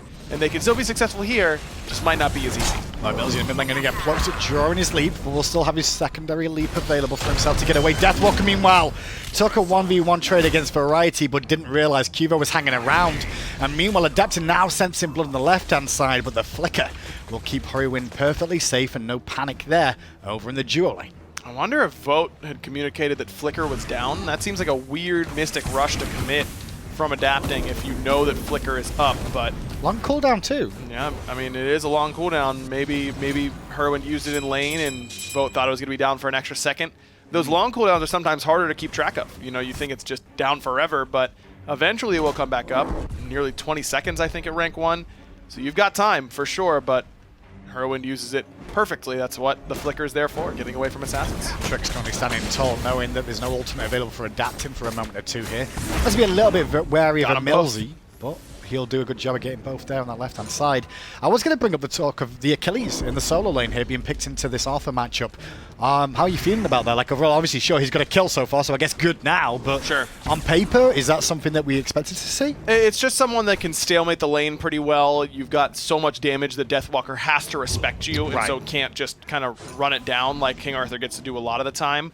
And as a result, he likely won't get as big of a lead. Variety will stay pretty much even, and then it's just a matter of team fighting between the two. And it's hard to stalemate a lane against King Arthur, and damage is really the only way to do it. You have to make him respect that he can't really all-in you all the time, because otherwise he'll die. You spoke about running it down. I mean, that's kind of what Deathwalker's played the set so far. We saw the Osiris earlier on, King Arthur as well. They're both very much a lane-dominant focus. And that seems to be what Knights have wanted from him in that lane. Vote, meanwhile, seen a couple of differences so far. Basically basic attackers, though, for the most part here, as he goes back to the Chronos again. Completely different matchup from this time compared to dealing with a Susano for 2 games in a row. Hurry definitely has expanded the God pool over here in the long lane, and it's hard to prepare for. Quite frankly, a player who's going to do this many different things. Vote walking on in and getting the aggression going. The flicker after the fact did go through, even though the stun was there. But it was Vote getting baited. Luckily enough, he'll get the rewind off in time, but still surrounded by many, many enemies. In comes Trixtank with the lurking in the waters, and now Vote still needs some help. He does finally fall down as Adapt and the Millsy do turn up, and the ring around the roses begins. It's Trix isolated. Support for a Hunter. It's not all terrible there from Dignitas's point of view, but it's a good response from the Pittsburgh Knights. Very nicely done, but that really unfortunate for Dignitas that Vode is able to get that rewind off in the first place. If they're able to cleanly kill him without rewind getting off, then there's no way Cuvo needs to use bees or Trixtank needs to fall. But as it stands, you're still happy with that trade. Support for long laner, we definitely take those. Every day of the week. The only person that won't like that is Trixtank, but at the end of the day, it's a support, and you have to let it happen somewhere. I will say, Verizon's doing a pretty good job in this lane. Got a bit of self-sustain in the kit, but I think he just bit off more than he could chew there, as Deathwalker saw a window with the ultimate. Won't be enough for a kill, and actually, Variety going to pop his ult himself. I think he was worried about a bit of follow-up damage from the stun, maybe? Maybe, I don't know. A gank? He saw Adapting on the ward towards the bottom. Maybe he thought Adapting might have Blink, but Adapting has gone for Purification Beads in this game. Really respecting Dignitas so far. I don't think Adapting has started with Blink yet in this set. It's been beads every single game. It's been some pretty heavy CC compositions on the side of Dignitas, and it's forced Adapting away from Blink. It has felt that the Knights' game plan throughout this set so far really is focused towards the mid-late stages of the game, all the way. Sure, they've had some gods that are good in the early game, but just the beads on Adapting tells you that they're more focused into the later stages, not looking to try and run away with things early and then capitalize off the back of it. Agreed. That has been the general game plan, it felt like, for Pittsburgh Knights. But they have the ability to turn on the jets at any time and win games quickly like they did in Game 3. You give them a little lead, and they will punish you for it. Trixtank being a little bit nosy around the red buff of Pittsburgh Knights there, but with 4 members around, he thinks better of it for the time being. He's at level 8, matching that of a Millsy for the time being. Experience leads, well, relatively even across the map, I'd say. Slight lead for Q over Adapting in the jungle. They both still have 1 kill, so not much to talk about there either. Variety is going to be able to keep this lane in pretty much parity until he gets a Contagion if he decides to. He was just waiting in the wings. I was like, what's going on here then? And there's a great execute from Variety, who read the situation perfectly. And with Deathwalker falling down twice on this right-hand side, I think we'll see a bit more presence out of that man in your screen there, Adapting, now having to pick up some of the pieces that have been left open by Dignitas' aggression. Trixtank might need to use that ultimate if Emilzy starts his. Whirlwind of Rage and Steel, very strong, but has a long wind-up time. You can react to it with that Lurking in the Waters. Tail on tower on the right-hand side will fall down to Variety there as well after the fact. And you were talking about Deathwalker's towers falling down relatively early. It's another one in the grand scheme of things where he's just having a rough time in this lane. I don't necessarily think it's just down to him alone, though, that these towers are falling, but he's having a big issue. I mean, he's gone against Thor 4 games in a row, and Thor ganks solo very well. The things that you need to gank solo lane are consistent, big burst damage, and CC, lockdown, to keep these solo laners tied up. And Thor brings both of those and a great surprise factor. Maybe it's a lack of warding. Looks like they do have a ward by Pyromancer now, but I was going to bring that up, before. I mean, once upon a time when Thor used to gank the solo lane, the pit was quite smaller, and it was a lot easier to place 1 ward to cover all the areas. Sure. There's been a lot of adjustments to around the Fire Giant camp, and some of these wards won't. It's very hard to ward out Thor ganking that lane these days without investing a lot. I mean, there's 4 wards there now. I still don't think that's enough to necessarily stop Cuvo finding a window to get in. Cuvo certainly could find a little wiggle room potentially, but it would take some good pathing. Well, Cuvo going to have to use his ult there, and Ataraxia uses his beads and the field as well. Adapting in a world of hurt, but the focus is on a Millsy from Cuvo Fred.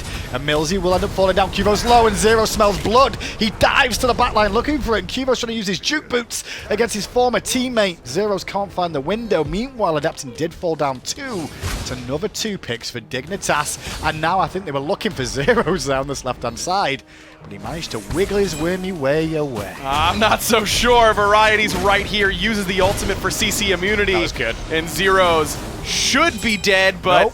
not quite enough range. Hurwin can't close it. Variety can. And there's another kill in the books. Good rotation for Variety. Deathwalker has to rotate in now too to match the pace. The Dignitas is set in now with a couple of kills back to back.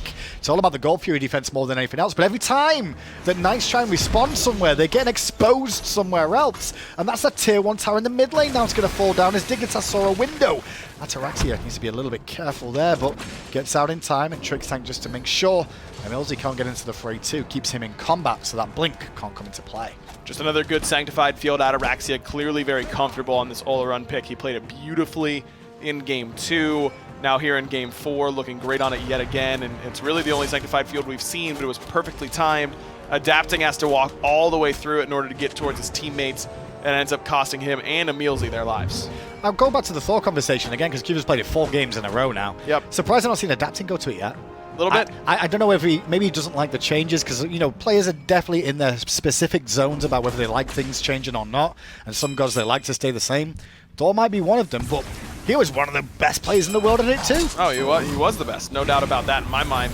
It's just a matter of Cubo has had games where he hasn't made a huge impact on this pick, and I think that Pittsburgh Knights were saying if we can keep him on this pick and get him behind like we did last, Game 3, Yeah.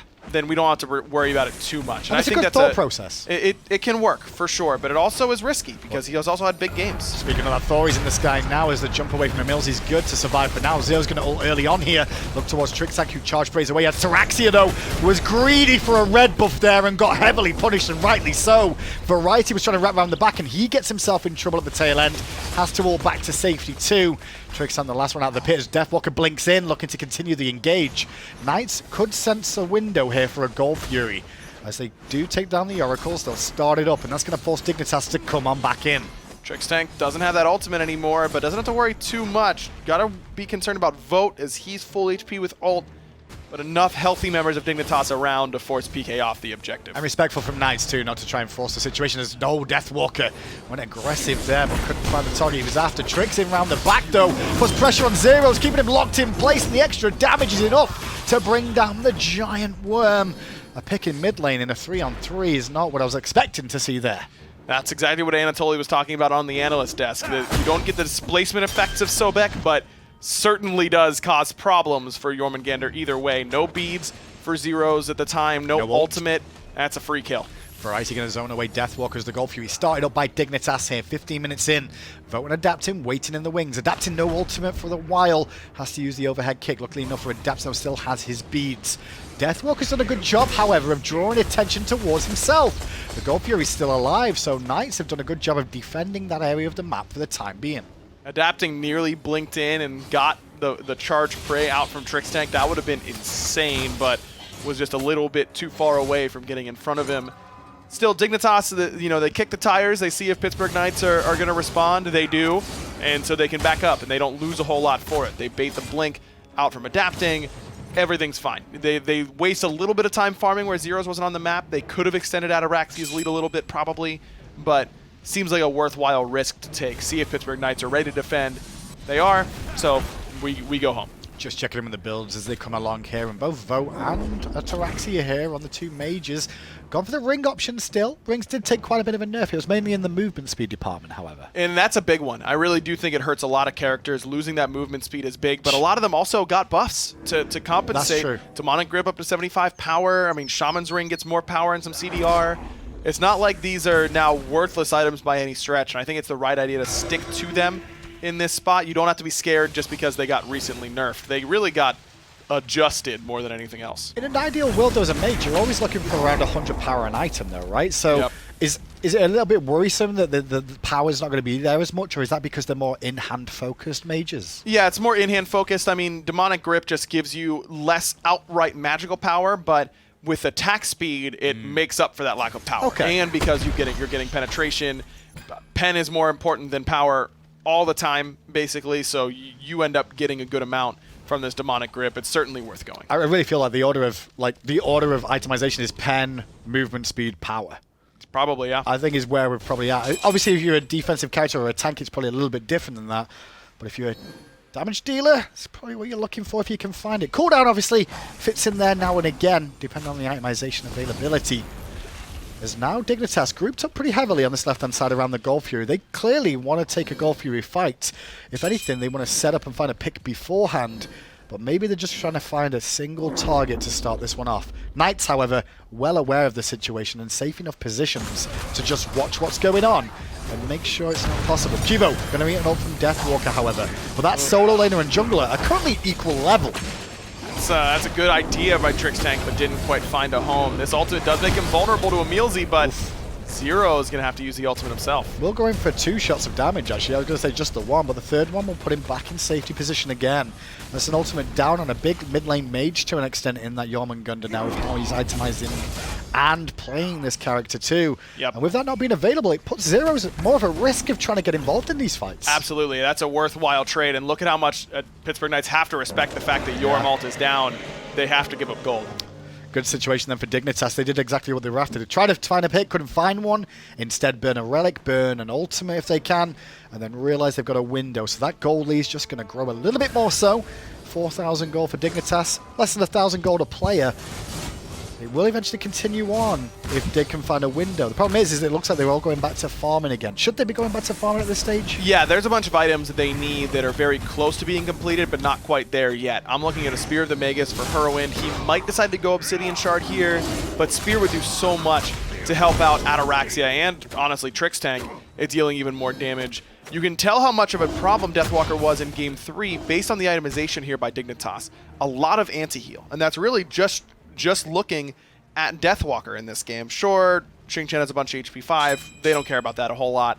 It's really this comp is designed to be able to kill Deathwalker when he goes in, and Deathwalker needs to recognize this and see if he can alter the playstyle a little bit. He can't change it entirely. His job is to get on backliners, but he can't be quite as gung-ho about it when there's this much more damage and this much more anti-heal available. Kivo Fred towards the mid lane, only Zeros and Emilzy knocking around as the back harpies have been taken by Vote, who's now over this right-hand side too. Looks like both teams starting to move their troops over towards the Fire Giant pit, where Dignitas have a lot of ward coverage already set up in place. We may actually see another fight just around the Gold Fury that we had a moment ago around the Fire Giant now. Steam still seems like not a big enough lead for Dignitas to go for Fire. I mean, 5k is a lot. They're actually closer to 4 as Pittsburgh Knights nearly at 47,000 gold. 4K is a healthy lead, and it's one where I want to be on your buffs. I want to be pressuring your towers. I want to go to Pyromancer as soon as it respawns. Fire seems a little bit too ambitious, though. But notice how is Dignitas the first to start rotating around a little bit more, and they found a window with Knights having so many members on the right-hand side. They were able to strip away a free red buff on this left-hand side uncontested by the Knights, who just weren't in a position to do anything about it. Deathwalker does secure ward vision around this Fire Giant, so small win for Pittsburgh Knights in that regard, with Pyromancer coming up pretty soon. But Dignitas is doing a better job at splitting the map, getting this farm, getting closer towards their items. Pittsburgh Knights feeling like they've got to get something going for their side, going to group up and try and get a tier 1. Yeah, tier 1 started up and we Vote there on that Chronos. It won't last for long whatsoever. 4 or 5 basic attacks and that one's down, just to at least even up that left-hand side, sorry, the right-hand side of the map just a little bit more from Knight's point of view. I don't think Knights are out of this game, Ryan, whatsoever at the moment. It's just more of a stall situation. It is, and variety has been a problem for them so far. They need to get these pen options online to try and get a chance to kill him.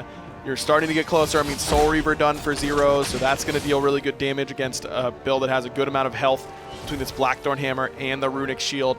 That's 550 health naturally just from those items. I will say as well, you talk about variety on the Achilles, he's been quite free-flowing with that ultimate usage too. Sometimes you see players that just like to hang on for it for the execute chains potentially, or the final blow. He's quite happy to use it early in the engagements. I think variety is the best Achilles we have in the SPL, honestly. Really? I mean, obviously Final K's big quadra kill and that kind of stuff are highlight moments, and it's not taking away from anyone else's Achilles, but he just has such a good sense of the execute range, when someone's going to enter it. Do I need to be using my ultimate for that? Can I use it for mobility? Can I use it for CC immunity? He just really does well on this character, and you don't see a lot of teams top 2ing Achilles these days. When you've got variety on your team, I think it's reasonable. Meanwhile, while we talk about that, the Pyromancer goes down for Dignitas as the wall coverage was good enough and the zone control to pick that one away. I also think you may have just cast a curse him for the rest of the game, though, so just keep an eye on Variety's performance as this one goes on, now that you said he's the best player on Achilles, just to be clear. I guarantee he's going to make a small mistake now. Yep, he's going to whiff an ultimate. He's going to take a bad fight. Maybe all of the above. Who knows? Quite possibly. Stay tuned to find out. Fury's about to spawn in 50 seconds time, and the red buff stripped by Dignitas again on this left-hand side. They're starting to group up a little bit better this game, Dignitas, too. We saw last game when Pittsburgh Knights did win that one. There was no team fight whatsoever from Dignitas. They were barely grouped as a whole 5 at all, but now you can almost feel like they're going around as a group, as a unit, with a little bit more this game. Yes, they had a lot of trouble grouping up in Game 4, and Pittsburgh Knights punished them very well for it, so may as well try and remedy that here in Game 3 rather, where they had trouble. Now we're in Game 4. As take a look at what Variety's going to work towards in his last item slot. Just sold the Warrior's Blessing for Mace 1. My boy feeling like he's not doing enough damage when he's already top of the player damage charts. Brawlers? This tells... Maybe? Yeah, probably Brawlers. Could be a Crusher. I mean, Jotuns is always good. I mean, I know people sleep on Jotuns a lot, but it's... He'd be overcapped on CDR with True. Jotuns by 10%, which isn't horrible. Ooh, yeah. But... yeah, I think this tells me that Zeros should be on high alert, because it's going to be Variety trying to blink in one-shot him, basically, alongside Cubo. Deathwalker found Horriwen on the left-hand side, though, and Horriwen is in a bit of trouble there. Had to beads and flicker away back to safety of his team a little bit there. So small win for the Knights around this Fury spawning too. Deathwalker pulled into danger, eats a bit of boat, but not too much to speak of. Trix actually used his ultimate there, as Variety does wrap around the back, looking for Zeros, as we expected. Now Emilzy in the pit, and adapting round from the left-hand side too, onto Ataraxia. The ultimate out from Emilzy, throws Trix in the sky, as the field now down from Horriwen to slow all the action down. And it's Emilzy that'll be the first to fall. And as Zeros appears out from the field, he's ended up going to get taken down by Cubo Fred in the ultimate too. Ataraxia too to follow to vote though on this Kronos, who's having a field day all of a sudden, but he couldn't get the rewind off in time. Dies mid-cast, Herwin getting low as adapting, handled by Variety. Variety right here with the execute ready, and he's going to clean up the deicide. Cubo and Variety, the only two left standing, and that's enough for an Oni Fury, but a good fight back from Pittsburgh Knights. I mean, in one way as well, the Oni Fury will make a bit of an impact, because only Emilzy is going to be up momentarily, so this minion wave that will spawn from the Oni Fury should at least get some chip damage on these towers, maybe a tier 1 and left, if Emilzy doesn't look in that direction. But what a crazy fight from both teams. Very back and forth, and really that starts off because Deathwalker does a great job of pulling the beads from Herwin, and a big dive onto Ataraxia forces not a bad Sanctified field, but a suboptimal one, because it goes perpendicular to the fight. Ataraxia doesn't cover a whole lot of ground with it where the fight is going, but it guarantees that he stays alive longer and that Emilzy dies early, and that was the big thing. But then Deathwalker's able to cause a lot of havoc in the back line. Good job by Herwin, even though he lost the beads early on. He gets a lot of damage off in that fight.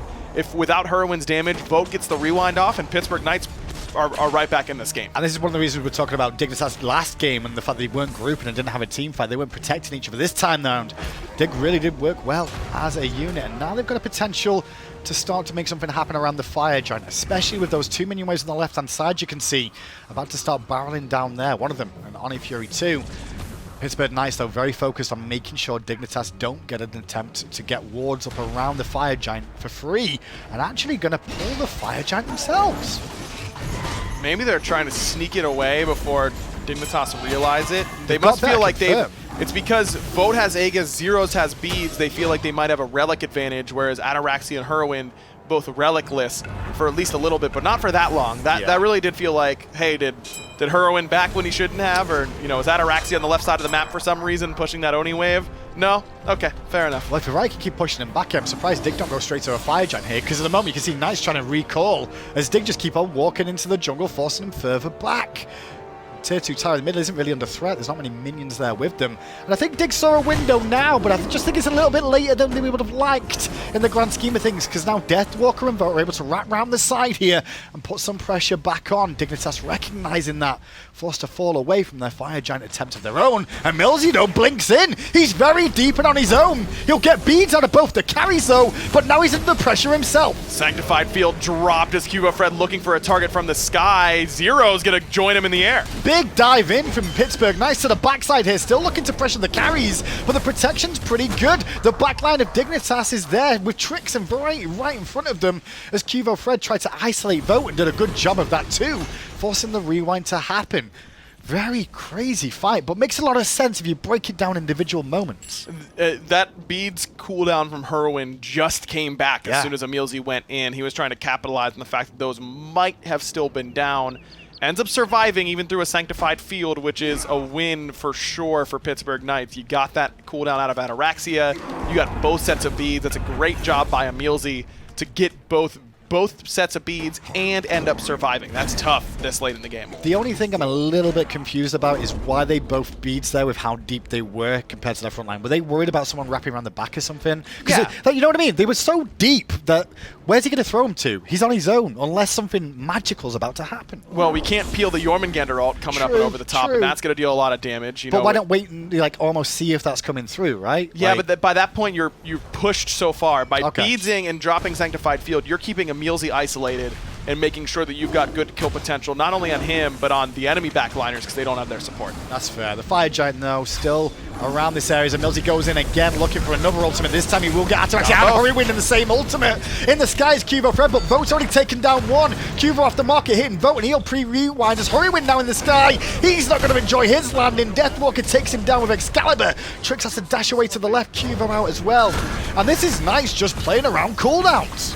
Herwin and Ataraxia cannot be standing on top of each other this much. You can't get double ulted 2 fights in a row. Variety going back in as is. Trixtank trying to just stop a Pyromancer here, and I don't think that was necessarily the best idea, because Variety's now going to fall down too. Trixtank's on his last legs. He's been chipped away at, and now 4 members of Knights with a Chronos here have a chance at a Fire Giant. Cuvo able to dodge out what Adapting offers him, but still should be in a bad spot. I mean, this Fire Giant's getting lower. But everybody on Knights just kind of resetting for a second. His Vote mainly doing the damage to the FG. Trix still hanging around. Fire Giant will eventually now fall to the Knights, and Emilzy will get it just at the respawn time too. At first I thought Knights might have been troublesome at getting it, but it also worked out in their favor, having Emilzy respawn. Yeah, man, I mean, Relic Dagger plus the Spirit Robe, that's 20% CDR. You've got 40 seconds off your Blink cooldown. Emilzy finds back-to-back big Blink ultimates, and Herwin and Ataraxia are just 2 stacks. It's a delicate dance on the backline. You need to be close enough to peel, and I think that's a big misconception. You don't think of backliners, their job to peel, but so often ADCs and mages peel for each other. Yeah, I agree. All the time. That's a huge part of your job. And as if you're not, you'll lose. This is just right. Guaranteed. You either need to be hitting their backliner because they aren't getting peel, or peeling the enemy frontliner off of your fellow damage dealer. But you can't be so close that you get double Xing Chen ulted again. I mean, that is, it's bad to happen once.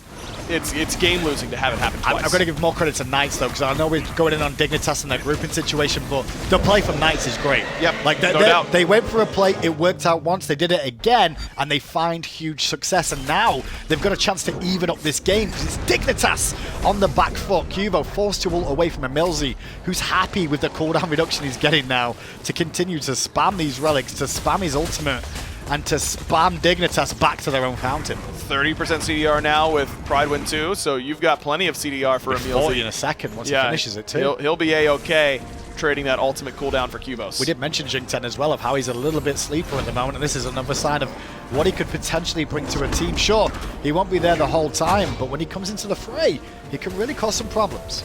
Variety not super tanky. Remember, he did end up going Crusher with that 6-item slot, so that poke from Emilzy and Adapting end up paying off and making sure that Tier 2 Tower Siege goes easily in their favor. And after the Tier 2, Knights won't bite off more than they can chew here. Going to fall back to base. The Tier 2 on the right-hand side has got a lot of minions coming in there. Still needs experience to Pittsburgh Knights on a few of the members, at least for Emilzy. Gold still valuable at this moment in time. The longer the game goes on, though, the more and more of an issue Chronos becomes. How's Olaron in the late game? Because I've not really seen him in the late too much. Is he really good? Incredibly strong. I mean, Sanctified Field is probably the best ult in the game. More beside the ult, because I think everyone knows how good the ult's going to be. I meant in terms of his damage output, his potential. Very high. Because remember, as he's buying power, which he's naturally going to do, he's going to have crit. He's buying crit chance at the same time. So imagine if, for every power item he's buying, it had 10% crit chance stapled onto it. I mean, you're just adding stats to the items you already wanted. Because we know where the hyper carries are in the world of Smite, but at the same time, I didn't know where exactly Olaron fits in there. Is he a top 5, top 10 sort of situation? Yeah, I think so. I think he is one of the best gods you can have in late game teamfight situations. It just makes it very difficult to siege against, siege into. I mean, it's it's difficult. No matter which way you slice it, that ultimate is so good, and he's going to be putting on a lot of damage. Well, Knights are now starting to siege up the right-hand side, but they lose a tier 2 in the left-hand side. As you can see for the ping there in the mini-map is Dignitas will at least open up a window for a Phoenix of their own if they do a good defense here. But it's going to be a tricky one because some of these divers are very good at blinking, so maybe trying to keep them in combat could be the right option. It's exactly what Variety and Tricks are trying to do. Fire Giant's falling off in 40 seconds. Remember, this is not enhanced, so they got it just before that 30-minute timer. So it could take a little bit before Pittsburgh Knights are willing to take a Phoenix. This is definitely a situation where I wish I had an Oddie bow, which means I wish I had a Hunter to apply the Oddie bow. Sure. To just keep people in combat a little bit more and deny these blinks, as Emilzy did blink in there. Gets aggressed on for a second as the wall cuts him off from behind from Cuvo.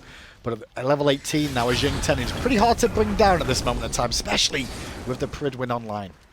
Good luck. I mean, so much tankiness. Xing Tian, always one of those characters that feels impossible to kill. That's the passive for you. Good mobility, great HP 5. You end up getting a lot more healing than you think you will during that passive. No doubt. And it's quite easy to keep it stacked as well, because it stacks on minions or anything else. The dot damage from the Roar, always helpful in the engagements. And don't forget that Roar, I think that's so underrated for how overpowered it is. Yes. Just because the fact it reduces damage done. Off those basic attacks. 50%. 50%, and that's certainly contributed. Look at the player damage charts. Ataraxia at the very bottom. Is that all Furious Roar reduction? Sure. No. But is it helping Ataraxia? No. Definitely not. Completely agree, and actually we can see Merlin go for that Shaman's Ring for Hurry in this game as well. Still needs to finish off the stacks, however. That is half of a fight away from being stacked.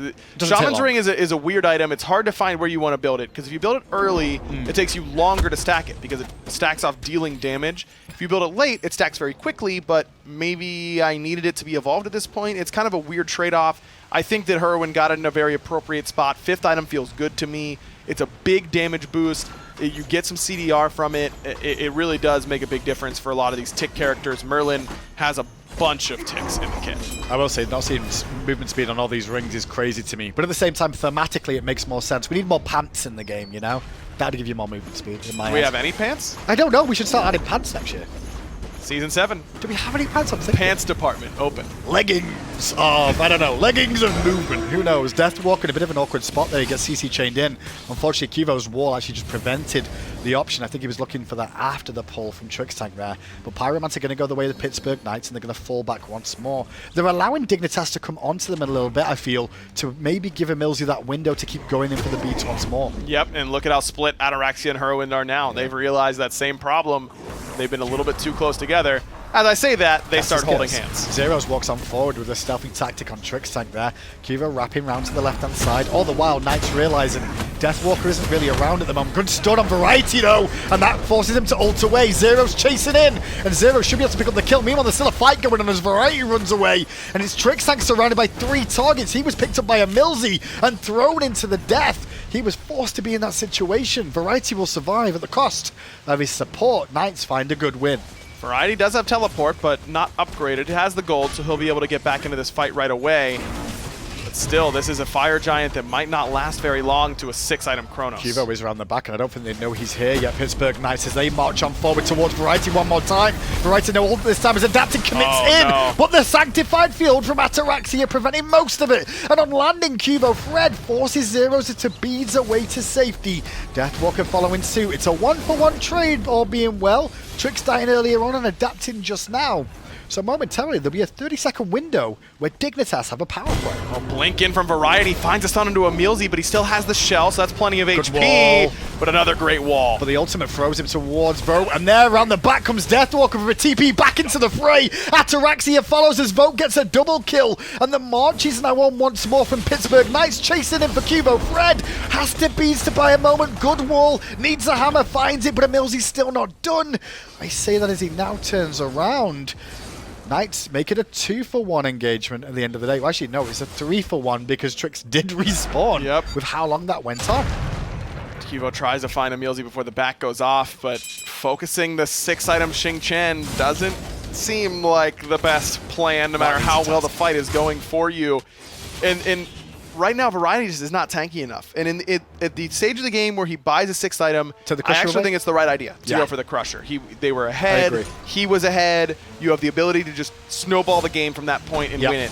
But now you sell it now? It's a risk. Yeah, you got to. You need the gold. You might not have it. We'll see if Variety gets a chance to do that in this game at the moment. For now, he's respawning. There's 3 members of Dig trying to defend the Fire Giant. Cubo dealing with zeros and forced away. Trix trying to get into the pit. Has his ultimate available, but wants to hold it to the best possible moment. Zeros going to pop his ult early, actually, and look towards Trixtank, who's still doing a good job of hanging around. Fire Giant's getting very low, though, and it does get secured by the Knights. Funny enough, from Zeros. And that ultimate coming into play from the World Serp.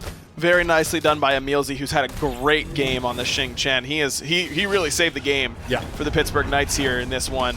That right there holds his ultimate and then uses it earlier than you normally would. You want to use that Whirlwind of Rage and Steel to try and keep Trixtank out, but Trixtank has Lurking in the Waters. So what Emilzy does is he uses it early to force Trixtank down early. At that point, Pittsburgh Knights can hold DPS. There's no way it'll be low enough for Trixtank to steal it, and it means Trix has really no choice but to escape and back up and let Pittsburgh Knights secure it. And now with the Fire Giant for Pittsburgh Knights, they can start to siege up the final tier 2 town on the left-hand side.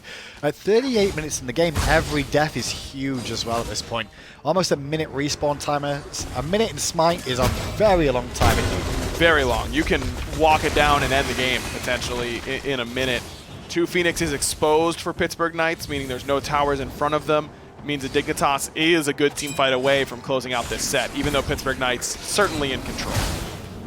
Well, the bad news is I kind of called it earlier on when I was like, well, Dig are very good at going 2 up in phase 1, and we could be going to a 5th game here again. If the Knights can continue the way they're going so far in these later stages, we could be going into one more game where Dignitas will, well, morale is definitely something I want to check in with in that 5th game, because that's going to be a big boon for Knights, especially after being 2-0 down to battle back. It's going to go the other way in Dignitas camp. And it's not like they've been in control or really even that close in this game, all of it. I mean, they were down, what, 6, 7K at some point? It's really just Emilzy's blink in play is, yeah, take a look at that. Over 7,000 gold, or experience, over 5,000 gold. Emilzy makes a big play right before the 29-minute mark, and ever since, Pittsburgh Knights has been in parity or in the lead. Well, at the moment, there's no splitting from Pittsburgh Knights in terms of lane pressure. They're going to all barrel into this left-hand side here. Cubo Fred was isolated in mid, making sure he was there to defend if someone starts it up. But they've got to be aware of a Thor at all times here, Pittsburgh Knights, because if Cubo can get round the back, find a good ultimate, it could cause real issues. But a blink in from Deathwalker and Ataraxia gets the beads out there. Field drop down as well. Perfect. And Knights fall back as quick as they can. Zeros does use his ultimate and still goes in for the second shot of damage. Puts him in a bit of an awkward spot. The tower line as he gets back out, but Cubo couldn't find an answer. And blinking from Emilzy. He'll flicker away. We'll hurry with and beads too. Oh, disaster there. 2 things used at the same time. Vote, meanwhile, working on the Phoenix as Emilzy draws attention. But he doesn't keep aggro on that Phoenix. Knights do a lot of work on Dignitas there in terms of relics and ultimate usage. Man, first 2 games, Graham, Dignitas looked so poised and ready to go. Very few mistakes, a bunch right there. I think an overcommit from Ataraxia. That was Pittsburgh Knights' entire game plan. Get in, get Ataraxia's beads, get the Sanctified Field down. You get all 3 of those. Whirlwind could have just flickered beads and flickers instead. Now, this is going to be a really tough defense for Dignitas. Emilzy tanking up for as long as he can on this Phoenix line. Jumps over the wall from Cubo Fred, all the while Deathwalker and Trix getting lower and lower. Mainly Trix for the most part, who'll have to go back to relatively soon if he's not careful. Trying to back in the faces at the moment. Emilzy in again, trying to get Vote a window, but Vote ate more than he bargained for. The rewind won't get through in time. Cubo's back in the sky. He catches Emilzy, and Knights hung around too long. We were just talking about respawn timers as well. Zeros needs to get away, and he could. 3 members of Knights are dead for a minute, and Variety and the boys of Dig maybe just shouting, running down the left-hand side, because I don't know if Emilzy and Deathwalker can stop the entire armada of Dig running down. I don't think so, Graham, and I was just talking about the lack of poise from Dignitas, and then Pittsburgh Knights have a little bit themselves. Got to protect Whirlwind here, though. Whirlwind needs some help soon, and Emilzy realizes that the field comes into play to slow him down a little bit. Deathwalker was trying to help him out, but he gets trapped in the field too. Whirlwind was still chasing down Emilzy. Cubo, meanwhile, doing the right thing and pushing these minions in as they're still trying to deal with some of these leftover people on Knights who are doing a really good, amicable job of buying time for these seconds to tick down on the respawns. Deathwalker doing what he can. He does fall now, but that's just another minute without having a member of the Pittsburgh Knights on the field. But they just kept Whirlwind, Trixtank, Variety all very busy. Variety can rejoin on this left-hand side, but Emilzy's still alive. the thought of ending the game is now gone. This is good for Ataraxia to be forced out by Emilzy there too. The Phoenix will fall.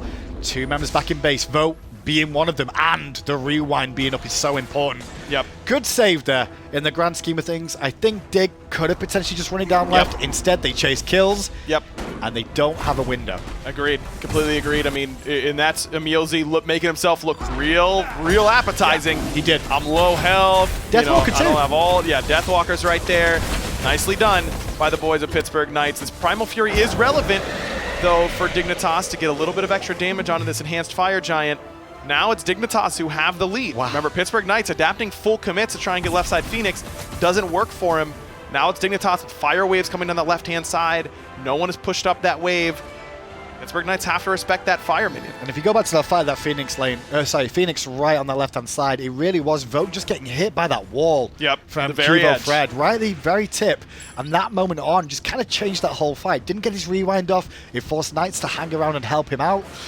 And it all went to disaster for the Knights, who are now on the back foot to an extent. I just don't know how confident Dig will feel, even though they got a Phoenix there. I feel like they should be pretty confident. I mean, they still have zeros without Aegis for a little tiny bit longer. Not enough time to probably capitalize, but you're not losing a whole lot of relics on your side either. It's really just Variety's teleport that isn't up. I think Emilzy's going to continue the pressure, though. I think he still needs to go back to what he has been doing, forcing these beads on cooldown and not play it any safer. They've got to continue this and keep Dig on the back foot, who have started the Fire Giant here. I'm not sure if they're going to be able to do it this time round, though. Forced to reset for now. Emilzy is in there taking some damage. Bad the field. Sanctified field did go down, but Emilzy slips away from that, and that ultimate not being available is a big boon for the Knights here. Yeah, bad field there by Ataraxia, and that has got to be better. I mean, it's just like having your Kali not ult in the late game, or let's say your Chronos not using relics and not getting rewind off in the late game. It is that level of importance. We would be saying, oh, that's really bad to use your Kali ult there when you don't need it or not using it. For me, it's the exact same thing. Sanctified Field is that important to getting a team fight to go your way. It's a long cooldown, and no CDR naturally for Ataraxia. Well, adapting forced to ult away. Luckily enough, he's And beads. Oh, he's beads down too. I didn't realize that until it was too late. He also had a Magi's cloak. That's why I was surprised the beads were used there, but that was on cooldown too. Fire Giant at 50% now. Deathwalker teleporting around the back. Emilzy in there too. Watch Will with the out. Rage of Steel comes into play. Dignitas get the Fire Giant. But what about after the fight, after the fact? Gotta Great help War Harry. from Cubo will buy a second. Aegis from Ataraxia keeps some of the damage away from Zeros, but now he's surrounded again and he'll fall down to the hands of Vote. Trix though does at least get adapting. Variety keeping people busy, but Hori's getting low. Ooh. The flicker away from Emilzy. Cubo there with the dunk too. Emilzy looking Switch for the dance. roll for the damage to try and bring him Switch. down. Deathwalker comes in and takes him down. And now it's the Knights back in the driving seat once more. 2 members of Dig left to defend with a Fire Giant buff around their waist. The Titan taking some damage from Knights' point of view, so they will fall back.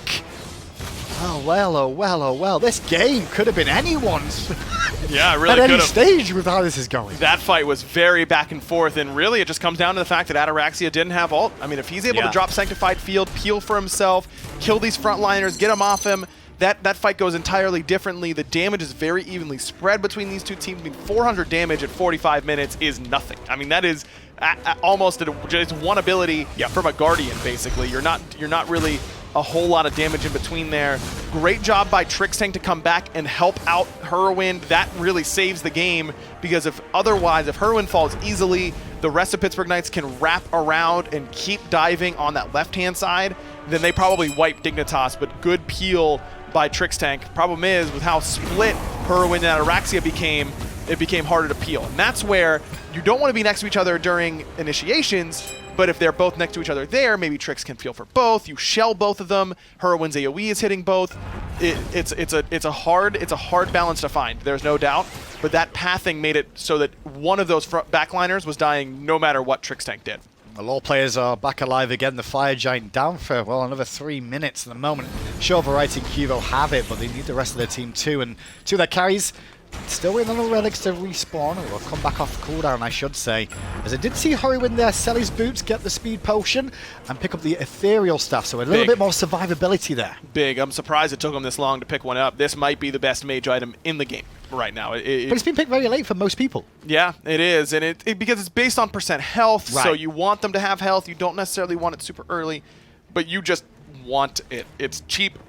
5th, 6th. every time, would you say? I'd say probably 4th. I'm going... Well, you said you want them to have health, so that's kind of where they're going to have health, right? Yeah, but 6 item time? Keep in mind, mid lane doesn't get a lot of farm. True. Heroin was playing long lane this game, so maybe a little bit less applicable for him. So 5th can fit in. Merlin's just one of those characters I wish I had 10 item slots. There's just a million things I want to buy on him. Well, I mean, talking more about ethereal stuff, you can tell how good it is because Millsy's got one after selling his boots too. Yep. So it's great on Guardians as well. Yep. Why would you not want it as a support, It's Makes still sense. health, it's still crowd control reduction, and you steal health away. So you get some of that back. You're dealing damage as a Dealing support. damage. Yeah, we don't do that. It's good. At least in the late game.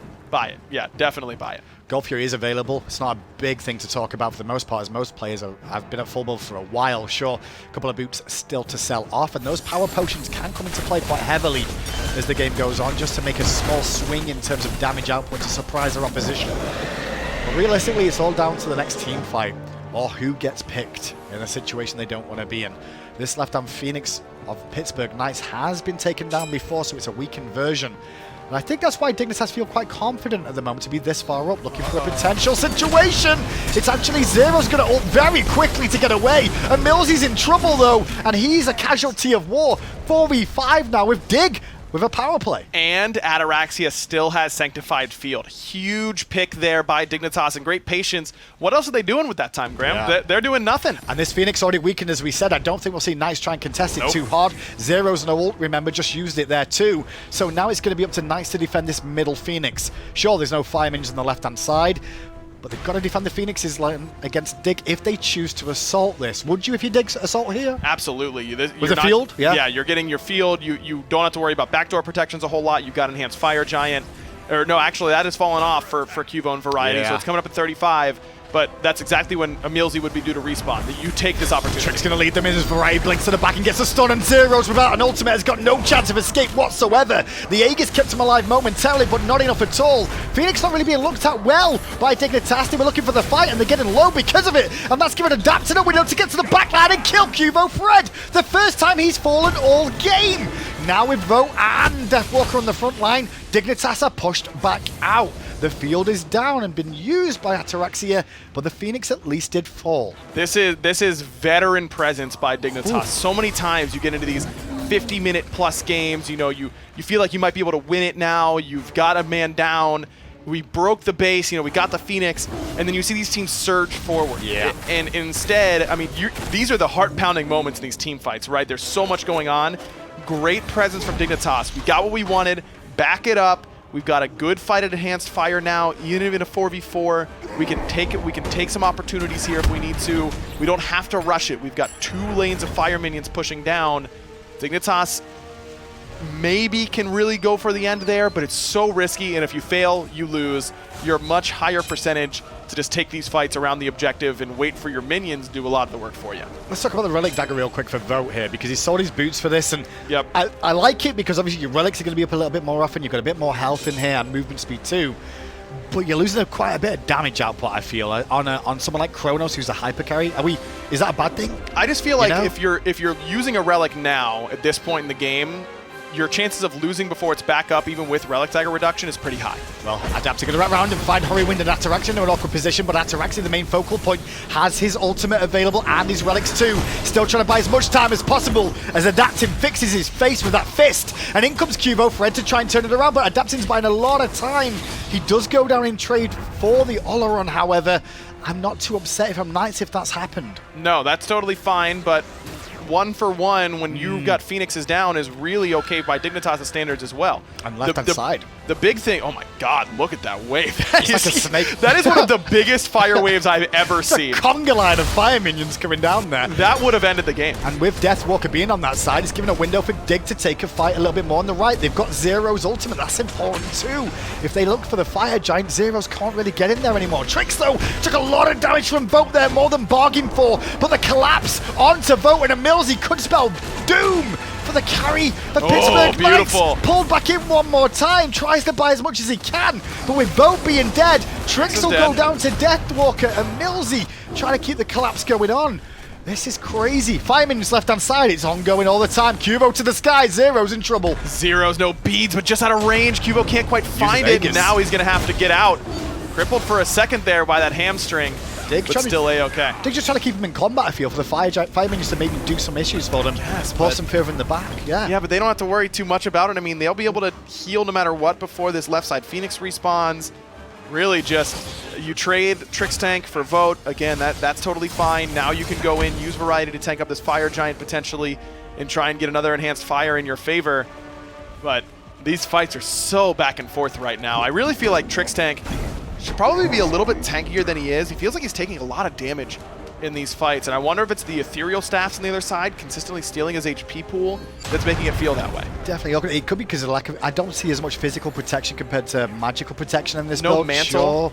Well, I also understand. Yeah, maybe Mantle and Disco could be the right call here. And Millsy going to go in now and get aggressive. The Fire Giant getting very low. The field is down. The Fire Giant slowly whacking away too. And Millsy in the pools for so long. Ataraxia does take out Adaptive, but Zeros is in there, and he got a lot of damage off too. In the skies, Cuvo Fred and Millsy getting low, but will Cuvo go back in? Not on that health bar, he won't. No. Deathwalker at the tail end, trying to get away now from Variety and Hurrywind as they give chase, and that spit from Zeros denies that. Vote, meanwhile, does defend this left-hand Phoenix, and that's a big key. It looks like Knights should get their Phoenixes back up once more. That fight's so tough. And Emilzy, I think, actually missed Ataraxia with his ultimate because Ataraxia didn't have beads at the time, but didn't get picked up. He must have, he got, sucked in real tight and stood up against the wall and just held it there like, please. Scooby-Doo hiding behind the boulder curtain. roll past you, right? Yeah, exactly. And ends up surviving, but still got stuck on the fire ring and ended up taking a lot of damage from that alone. Aegis couldn't save him in that moment, because it looks like Ataraxia has picked up a Lotus Crown in that defense slot. I like this a lot on Olorun. You're already getting protections if you heal a teammate. Yes. Now you're getting even more. It makes it a lot harder to kill you. I think this is a good pickup. And it's for the teammates as well with that Lotus Crown, right? That's true. It will help them out, so it's a little bit more props for everybody, which could help out Trix, who you were saying. It's been a little bit squishy here and there now and again, how this one's gone on. Onifury looked at, and this is a good objective to take at this stage of the game. Sure, people undervalue Onifury, but in a 54-minute game, with how these fights have gone, Weakened Phoenixes. Minions doing the work for you is a really good look. Yep, completely agree with you. Weakened Phoenixes means that Oni waves get that much more value. It's a matter of if you can actually capitalize on it. This is a good time to fight for Pittsburgh Knights. They have the Relic advantage, and that's really all late game fights are, for the most part, is abusing Relic being down and finding your windows of opportunity. Ataraxia doesn't have Aegis for 35 seconds. It's not a big window. It's what makes late game fighting really hard, is that you don't often get a long time to capitalize on it. But overall, I think this is a decent time for Pittsburgh Knights to fight. Such a big fight for both these teams. Trix going to fuck a Millsy into a bit of damage out of Hurrywind there on the Merlin too. But any mistake could really cost the team a game here. Blinking from a Millsy looking for Ataraxia. That gets the beads. The field not used just yet, but with Deathwalker going in, he may need it now and gets it off in time, but not enough to save his own life at least. He does fall down, and that's a carry out. Cube on the back though got Vote, and Vote's in trouble. Has to Aegis and beads, gets the rewind off too, and now it's Dig on the run. They've got to run quick because Zeros is there, and so's Vote. 2 for 1 in Pittsburgh Knights' favor. Variety has to use his Fatal Strike just to get away. And it looks like Pittsburgh Knights are going to be in a great position to take this Fire Giant. I like the base from Deathwalker though, because these minions, Onifury minions, remember too, they need to be defended against, otherwise you will lose those Phoenixes. So this is actually not the worst time for Dig to have that go wrong for them, because the minions alone, I think, is going to buy just enough of a window to maybe prevent Pittsburgh Knights from looking at that FG. Maybe, but you still have 40 seconds right no now on adapting, Ataraxia. right? Yeah, no adapting is big, but still, I feel like there should be a good opportunity for Dignitas to come in here and defend this. I mean, Pittsburgh Knights won't get there. 30 seconds on Ataraxia. It'll take them at least 15 seconds to get here and start it from this point. It seems like Dignitas has escaped without a Fire Giant going down yet again. A little bit of a precursor towards Worlds this nice and early, right? Phase 2. Maybe. I told you this was going to be a 55-minute game, did I not? No, you joked with production about it, and now you made it real. That's what happened. You're the one who said we might be in for a quick day. English accent, by the way, so nothing can go wrong. And I said we are definitely having... Why does your English accent sound like Yogi Bear? Well, it was a Yogi Bear. I'm a picnic basket? Like what? Okay, boo-boo. Listen, it wasn't necessarily an English accent. It really wasn't. Trust me. Tom's is Bear. Don't ever let him hear me say that, but that's what it is. Okay, that wasn't my actual English accent impersonation. Okay. Here's mine. No. Enough of that. Pyromancer, start it up. Dignitas here. Enough rudeness towards your co-caster. Thank you very much. Not in this house right now. Pyromancer does go down. And that is quite helpful. I'm sure Pyromancer everybody underlooks, but with the recourse to base to defend waves and stuff, having that extra mobility just to get out of base is actually impactful these days. Yeah, it does make a difference. And there's the double Ethereal Staff proc. Oh, looks like Zeros was on cooldown, so it doesn't end up happening. But Trixtank takes a lot of poke from just a little bit of damage over that wall, and that's been a problem. I know you brought up that Lotus Crown for Ataraxia here and how you liked it. I actually think I would have preferred a Magi's Cloak. Just because what we've seen come out of this is a Millsy going in and trying to get the ultimate off straight away. It'll at least get the cloak, keeps the beads up, you know, so then if adapting does come through, he's got follow-up defense. Sure. It might have been a better look in my eyes. Yeah, Magi's could be good. I mean, the Bancroft hasn't gotten a lot of value, I don't think. Sure. I'm kind of down to sell that at this point. But resustain, if you survive the fight, you can resustain off a cap, I guess. Sure, but And you so already you're have back the to heal full built in health. with Consecration. I mean, But is the heal as valuable as the Bancrofts? yeah, I mean, that Consecration heal does more than a lot of people kind of give it credit for. It's a legitimate heal for you and your squad. But do you want to use that when you can just use your basics to heal up? I mean, if you already won the fight and Yeah. you're walking down to Phoenix, I'm fine with that. Okay, 25 to 20. Everyone's kind of stalled out for a minute. You can see Votes that on left. everybody's kind of just waiting around for the next opportunity. No one's really feeling confident anymore because this has really been... How could you? They've been swinging for the fences, both of them, but it's been equal, and Yep. neither man's really gone down just yet. Knights, for a good amount of this game, were in control, and at one point, we're very close to ending this game, but then the left-hand Phoenix fight just turned it into Dig's favor, who then found a Phoenix in response. And since then, well, it's been this, the dance of the Fire Giant pit that no one's really found. Emilzy plucked into danger. Good damage onto Emilzy too at this stage, and Trick's going to use the ult actually, thinking his team may follow up, but I don't think they will. Variety around the right side going to get collapsed on by Zeros. Deathwalker in on Hurrywind, who beads as well. The field's used, and the field didn't find a home properly, so that's a good ultimate absorb. Beautiful. But Variety gets an execute off there, that was huge. And now Zeros is in trouble. His last leap, where's he going to end up? Okay, I thought that might have been his last one. Emilzy's down, this could be the game. Variety 2 executes back-to-back with Fatal Strike. Wow. Dignitas has their option now. Do we go for these weakened Phoenixes, or do we kill that beast Adapting? was so late too. Boosh speeds alert! Overhead kick, ult away, then the blink, everything used from Adapting, just trying to survive. There's now the Fire Giant, enhanced Fire Giant. Needs to be mega enhanced at 50 minutes, I think. But We need a Lightning Giant. We need a whole nother Giant. why's it gonna be lightning? Because it's cooler. Yeah. Because then it's going to come down He from comes the and sky. kills the other Fire Giant Yes. and takes his spot. Yeah, I like that. At 50 minutes. That's We should season pitch 7. That. We should pitch that. Oh, it becomes like a tier 5 skin Fire Giant. It just like starts to evolve as time goes on.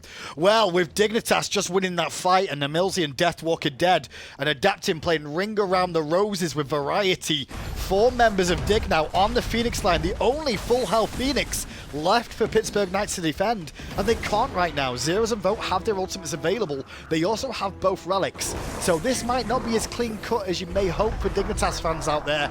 And if you're Knights, you're hoping for the carries to come up big on this defense, but Zeros just used his stealthy lurk. That could spell disaster as he's going to ult away in and out, but look how quick the Titan's falling down. They got it. Dignitas had to fight true and hard to find the win, but they'll do just that in that 60-minute encounter. Pittsburgh Knights fall 3-1 to Dignitas. Man, I've got whiplash from that game. It was so back and forth, just constantly fights, going 2 for 1, 3 for 2, all this kind of stuff. But somehow Dignitas managed to break it out. And it's because that front line for Pittsburgh Knights just goes a little bit too far forward. That late game damage, I think Deathwalker's 3K defense pot may have just worn off. And as a result, it ends up being a really good CC by Hurrywind, and what do you know, a perfectly timed execute from Variety as soon as Deathwalker got in that threshold. That as well, from Dignitas' point of view, is the best situation you can have as a Dignitas fan, to be fair. From my point of view, just because the one issue I've seen with them is that when they fall behind, they can't muster the troops, they can't get themselves together to come back and answer the call. In that game, they had to, and they did it well. And they did it in Game 2 as well. They fell really far behind in Game 2 and were able to still bounce back and win. That is a very important win, I think, for Dignitas in the grand scheme of this SPL season. I mean, they had started off so hot. They cooled off a little bit. They didn't come in and stomp Pittsburgh Knights outright. They really had to put up a fight, and they ended up finding the victory. And honestly, I think that might do more for morale than just finding a 3-0. How are we looking about the Knights, though? Because I feel like a lot of people, I was one that this is a super team at the start of the year, but it was going to take a long transition. Yeah. The transition still seems to be there. They're still not finding that gel just yet. Yeah, I think that the big takeaway for me for Pittsburgh Knights is early on, Game 1, they didn't look super ready and super prepared. prepared. I think they have to come into their sets a little bit more ready to go.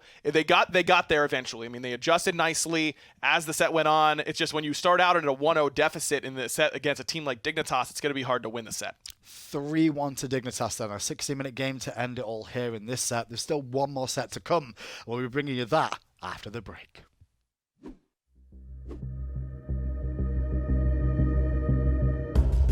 Skillshot, the official production partner of the Smite Pro League.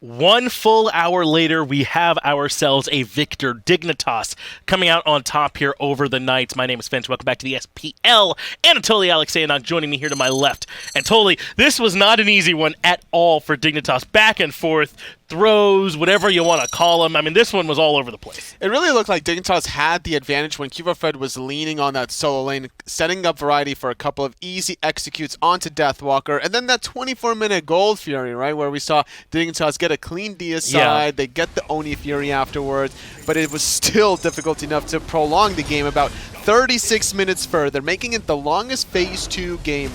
Yeah, that's probably not particularly close, too. This one took a while. It's so funny because we were talking about at the beginning of the day how they historically had long games against each other, and then all the other games were like sub 30 minutes or something like that. And then all of a sudden, we're right back to the 60-minute slugfest. Yeah, that's right. Game 1 and Game 2 in the Phase 1 was 46 and then 59 minutes here. And this is where Dignitas got a little bit too antsy. It was Deathwalker that got the better end of Heroine's play around this Pyromancer. And that really set up for them to come in and then try and make some defenses around these sieges. And you talked about it seemed like early on they really wanted to take Deathwalker out of the equation, not let that King Arthur be what won them the game, it felt like, but it just wasn't even enough still. Variety had such a strong performance on the Achilles. He really did. Those executes coming up clutch, and the game plan from PK was to keep Ataraxia busy. Emilzy consistently blinked past the bad line, forcing a Heroine to use those speeds and then get a preemptive Sanctified Field, making the team fight a little bit easier, but then eventually they got caught out of position themselves. That's right, and Variety was able to chain together a couple of executes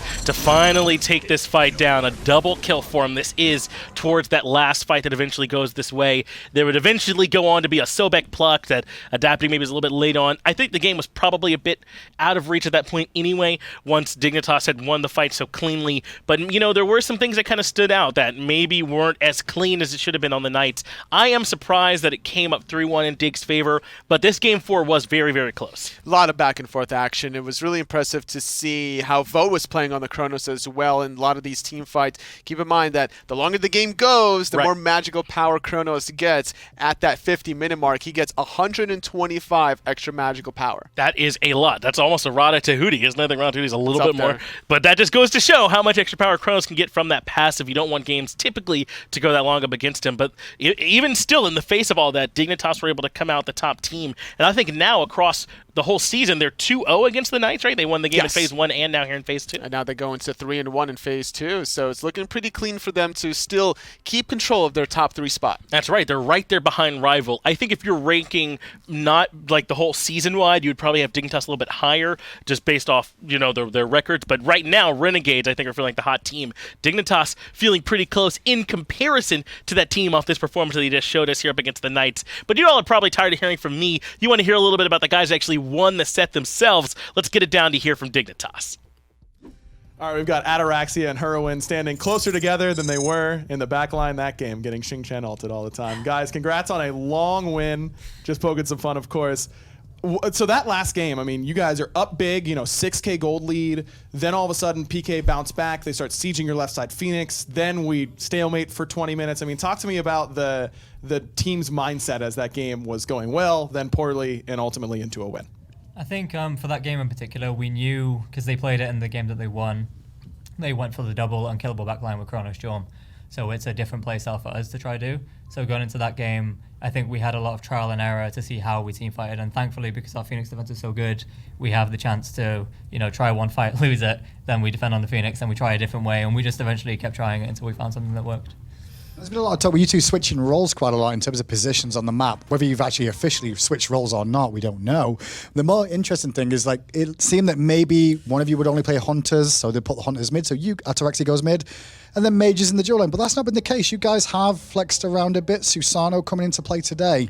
Tell us a little bit more about why this dynamic went on, if you can let us, the fans at home, know exactly why this is going the way it is. Yeah, I mean, it's kind of complicated, honestly. I think just in general, we just want to find the best matchups we can. I think that the duo lane in particular has changed a lot in the way people view it and the way it works. So I think there's a lot more variety in what you can do. As for why we're not changing, I think it's mostly just because we both actually secretly love where we're at, and we just push every conversation back towards being able to keep playing in those lanes. But I started out as a mid lane originally, and then I got forced into carry position when I teamed with Proxy, and then I've never been able to get back. So I finally escaped the duo lane. I've been trying for years. All I have to do is get rid of Prime. Yeah, easy for you. That's all it took. Hurry, talk to me about the Susano pick in particular. I mean, a lot of mages, a lot of hunters, not a lot of assassins over there. Why the Susano? Yeah, well, I think that the Susano is he just has some really strong matchups into what some other people were playing. I kind of took a chance, and I think that they pre-adapted to my pick before I had a chance to get one of those matchups. And I also kind of all in thinking Zeros was going to be Soul in the duo lane, and messed up my build really bad and went Blink, and then I can't fight the on her early, and it was a mess. But it's good in theory, so just trust me on that. Now, coming into this week, this was a really big week for you guys. Not only do you have PK, but tomorrow you guys have also got Splyce as well. How do you feel about going up against Splyce now after the victory here today? Is it going to be a bit trickier now that you may have shown more than you wanted to, or is there still things in the bank? I think regardless of what we've shown, I think it's fine, because fighting PK and fighting Splyce are two different beasts. They are so different in playstyle. They're literally polar opposites. So we knew that going into this, we practiced multiple ways to play. So even if there might be some similarity in picks, we've still got some stuff reserved, and most importantly, we play the game in a different way. Just with the Susano pick, you can now make Scream take it away from you tomorrow. That was the game plan all along, right? Yeah, that's a W no matter what. Big brain from Heroin. Congratulations, guys, on a big win. Good luck tomorrow against Splyce. Thanks.